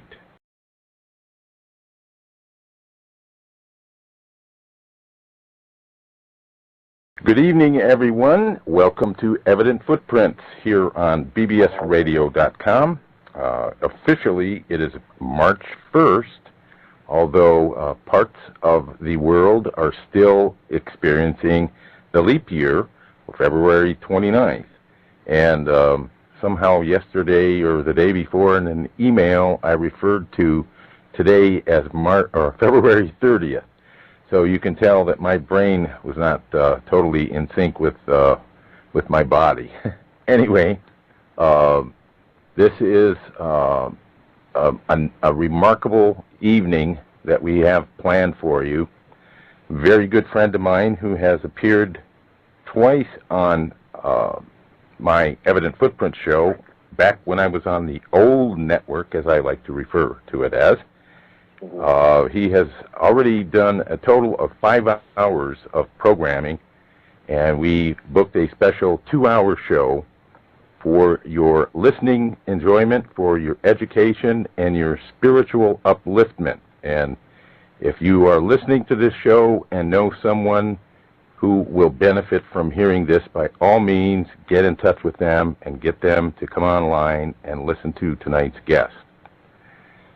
We have an author of many fine books, 2 quite well known the world over, translated into foreign languages, encoded with a special message that will activate your spirit, your soul, and bring you into alignment with the universal changes that are taking place as we speak and will be taking place in the very near future.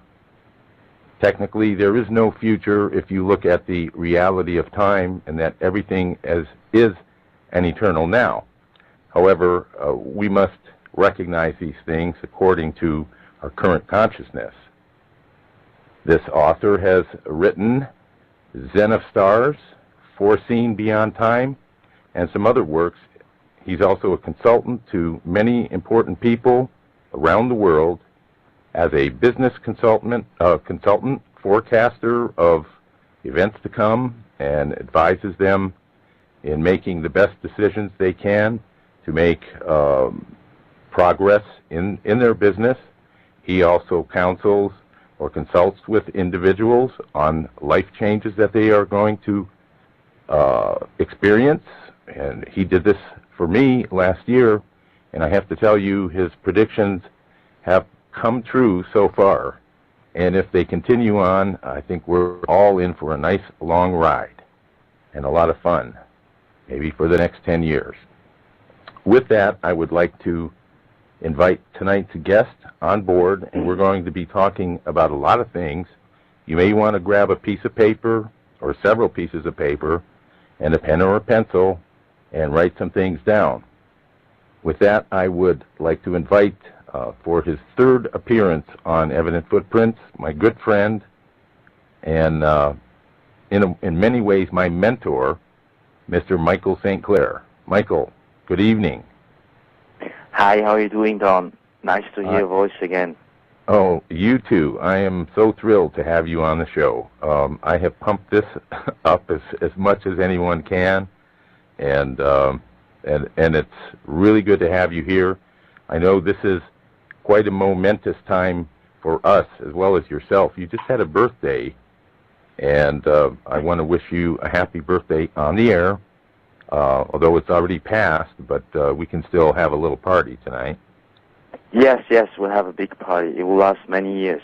But that was just a day ago. Actually, I was not born on Leap Day. Okay, people always think I'm a Leap Day guy, but it's the 28th.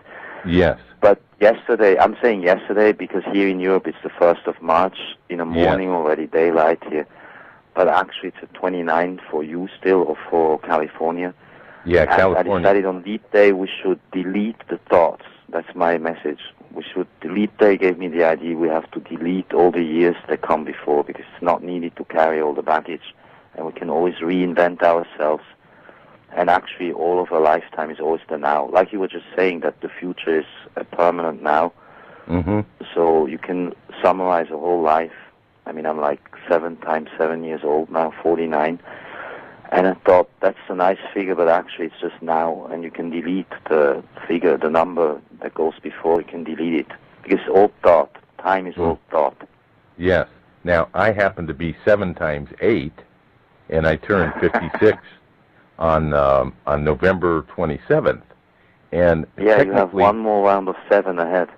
Yes. This was my, believe it or not, this was the first night of my show. Technically, on the West Coast, my show began on the 26th, and I was thinking how nice it would be if it began on my birthday. And I looked up at my clock, which is an atomic clock, and it has the date on it, and it was November 27th. And I said, whoa, that happened. You know, it's just a sign, I think, and I tend to look for those in many things, and I know we're going to be talking about. Yes, we must look for signs all the time, and they're there always. That's what we can go by, and just listen to what the invisible world, the spirits are telling us. They're not so visible for us now, but they will be very soon. Things are becoming more and more visible, even by light frequencies. Mm-hmm.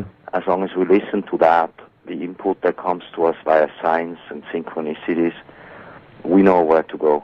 We know what to do, you know. Yes. Now, Michael, I want to let the audience know that you have been a very, very busy man, and at least for the past 3 months, I know that you have been working very hard, probably longer than that. We have been experiencing, on the physical level, many, many rapid changes which are taking place, many which you forecast in your books and in your public speaking, even on my radio show. And these things have come true, they've come to pass, and we're recognizing as they're unfolding, we're able to see these things happening. Now, some people have a problem grasping the reality of what's going on in terms of how it's affecting the government, how it's affecting their lives, their income, their health, all of these issues.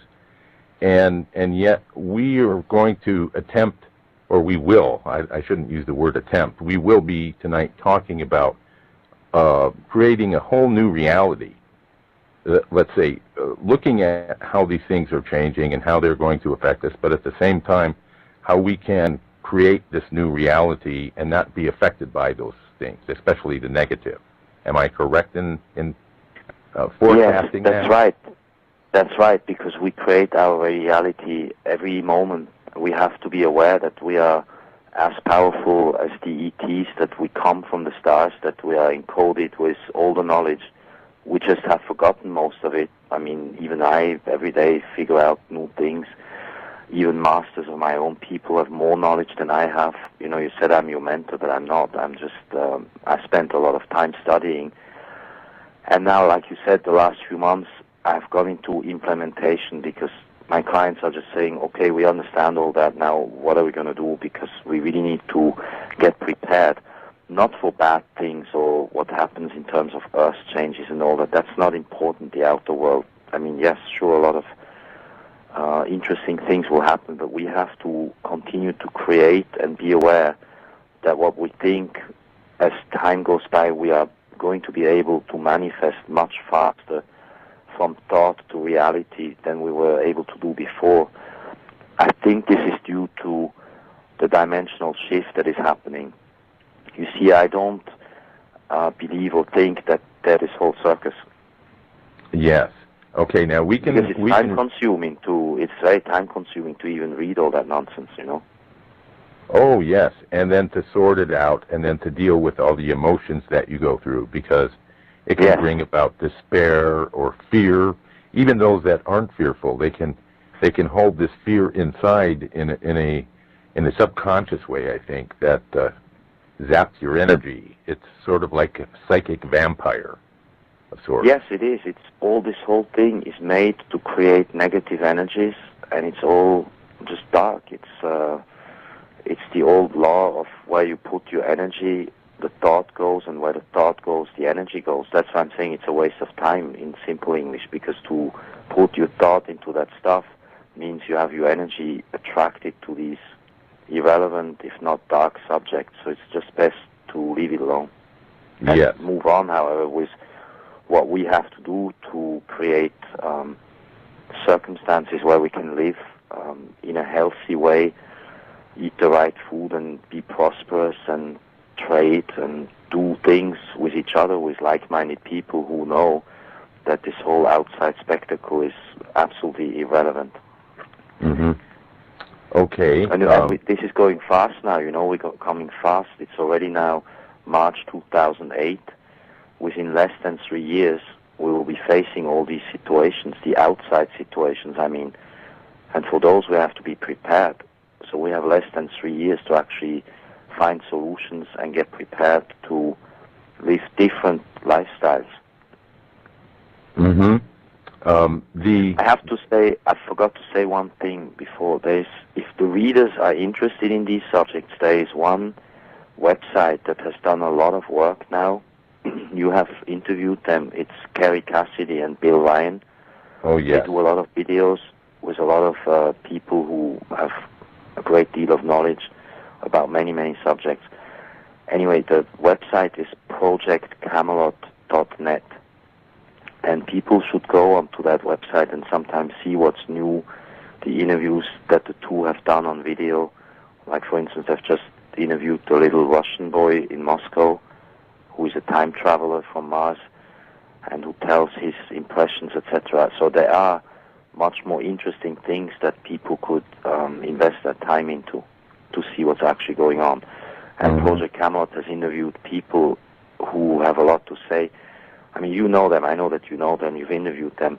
Yes. And when you read through their materials, because they've written a great paper called The Future is Now, and they've also written another paper a while back, which is constantly updated, which is called The Big Picture. Mm-hmm. And in those two papers, they're online with many, many links and videos that they shot. The listener will get, after, say, a weekend of time of looking at the videos and reading, a very clear impression of where we're really at. It's a very balanced work because they interviewed many people over 2 years on video, and all of this can be seen as a documentary. And then they wrote their own preliminary summary. I mean, it's a work in progress, and they keep summarizing. And that's a good introduction for people to get their mind towards the more important subjects. And they can see your interview there, too. In fact, their interview with you is what was... they were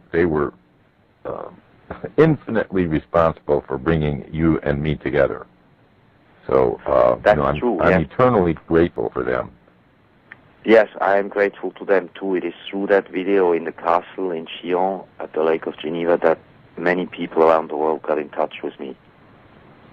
Yes, that is. They've done a lot of great work. They've also interviewed Dan Burish many times, Deagle, Deacon as well, and now the Russian boy.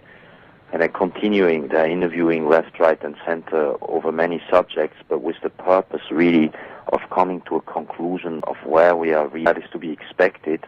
We can attune better to this and actually look at it as something amazing and bring it in to help us make better decisions. Yes. Now, would you be interested in hearing some of the changes that I'm experiencing, just as a point of reference? Okay, because we haven't really had a chance to talk. Well, you know, I have let's say several metaphysical gifts. I'm very intuitive. I'm very sensitive, clairaudience, clairvoyance, and one of the things that was not a particular talent in my telepathic abilities was to pick up names. Occasionally, I would get a name. Over the past year, I have begun seeing names, but in the past week, they just come straight out. Names of cities, names of people, names of organizations, which identify what I'm looking at in my research. So this has become an invaluable search or research tool for me in that I don't have to hunt for the names come. That's right. That happens to me too. I can confirm that. We seem to know where to go look for by input that comes to us. Yes. And now with the charades that go on with all of this script that's playing before us on a worldwide scale, and I'm talking about the wars and the political strife and the economic situations and all of this, when I hear a story, I instantly know what the truth is, and I can identify what the spin is in the story without doing any, with no research. Yes, that's good. So, that's very good. So if I'm presuming you and others you know are experiencing something similar. Oh yes, I've had this now for, I would say, about 2 to 4 years, but more and more I can look at these stories on the internet, like for instance this whole election circus, and I see right away what it's about. But I don't say to people, because it's a bit shocking to tell people what goes through my mind, or you would also, if you would tell people what you actually get in as input, they would think you're a little out there. But what you're getting as input is the truth. I know. You can see right through the whole screen of the smoke and mirrors. Mm-hmm. Now, I see others reacting. Let's say, like in the Patriot movement, they are very concerned because you know deep down inside that there is fraud in these elections. You know that they're playing games with the debold voting machines and that there are ballot issues and the recounts are not even honest. Yes, of course, this is all pre-planned, what has to happen by those forces, of course. And I know this would affect the Patriot people. They are very upset about this. Yes. And at the same time now, I notice that while they talk about that, they talk about getting their candidate elected as if these problems don't exist, even though in the prior sentence they discuss it. So there's still a disconnect somewhat of what they're perceiving and then the action they take, if you understand my meaning. In other words, there's a bit of denial. Exactly. Yeah. Yes, they are, because they are still, how should I say it, they are attached into the matrix somehow still. They give this importance when really, I mean, honestly, from my viewpoint, even if I live now still in America, which I did for 15 years, it's really irrelevant. And they would save themselves a lot of time to come to the conclusion to realize it is really not relevant, and they would be better off using their time to create their own communities, their own networks, and just get on with their lives and build for the future that is right around the corner, when they will be better off having their own communities, their own networks, their lives organized in the way they want, without even giving thought or energy or time to look at will be some Planet X type event or things of that sort. But what I know what is going on, has been going on, is a dimensional shift. There is an interdimensional, or rather hyperdimensional magnetic field shift coming towards us, towards our galaxy, and bringing the Earth planet and many other planets into this new field. And that is creating a whole psychic cloud or a field into which we come, and we take on literally stardust, and that activates our DNA. And one could say that we are experiencing almost like a transformation into a new mankind, into a new humanity. Like, let's say it was like the version of Windows 1.8 humanity. We now go to humanity 2.0, the beta version. And this is happening as we speak. And that is why we can make predictions very accurately. Last time I remember you and I talked about gold, and I was saying to people, you need to really buy gold now, it's going to go up very fast. And it did. And we're now at 970 something. And I'm thinking that we're going to go to see gold at 1700, and it will probably stay up there. So we are able to see practical consequences of our thinking, and we can adapt easily, because I've always said that when we see it, we can act on it. So seeing is its own right action. And everyone can do that, either via science or even via linear thinking. And we can later talk about why gold goes up, what's going on. So there's a lot of good stuff coming through in these changes, and we have to focus on that and on the solutions of how we can live other lives outside of the matrix. I'm inclined to agree with you. First of all, you mentioned the dimensional shift. On a past show, I talked to you about how I stood in a couple of energy vortexes on the same property and experienced that shift in real time. And it affected vision, but it affected it in a way where most people, I think, would not be able to even handle that. And I don't put myself on a pedestal by saying that. It was that I knew what was going to happen before I stood in the vortex. I knew the vortex was there. I could sense it. I could feel it. And when I stood in it, my vision, my physical vision, became doubled, and I saw the new reality 3 feet higher than the other one, than this one. Hello? Yes. Can you hear me? Yes, yes. Okay. I saw Yes, I follow you about the vortex and what you were feeling while you were standing in the vortex, yes? Yes. And my physical vision saw a 3-foot shift, what I would estimate to be about 3 feet, as if I was seeing the third dimension and the fifth dimension at the same time. The physical reality was still there, but it had moved. Yes, that's right. That's exactly what's going on. That's very well described, what you just said. Okay. And I'm sure other people can see it, but they're probably a bit stunned by it, or like taken aback, or they think they're going nuts or what. But that is exactly what's going on.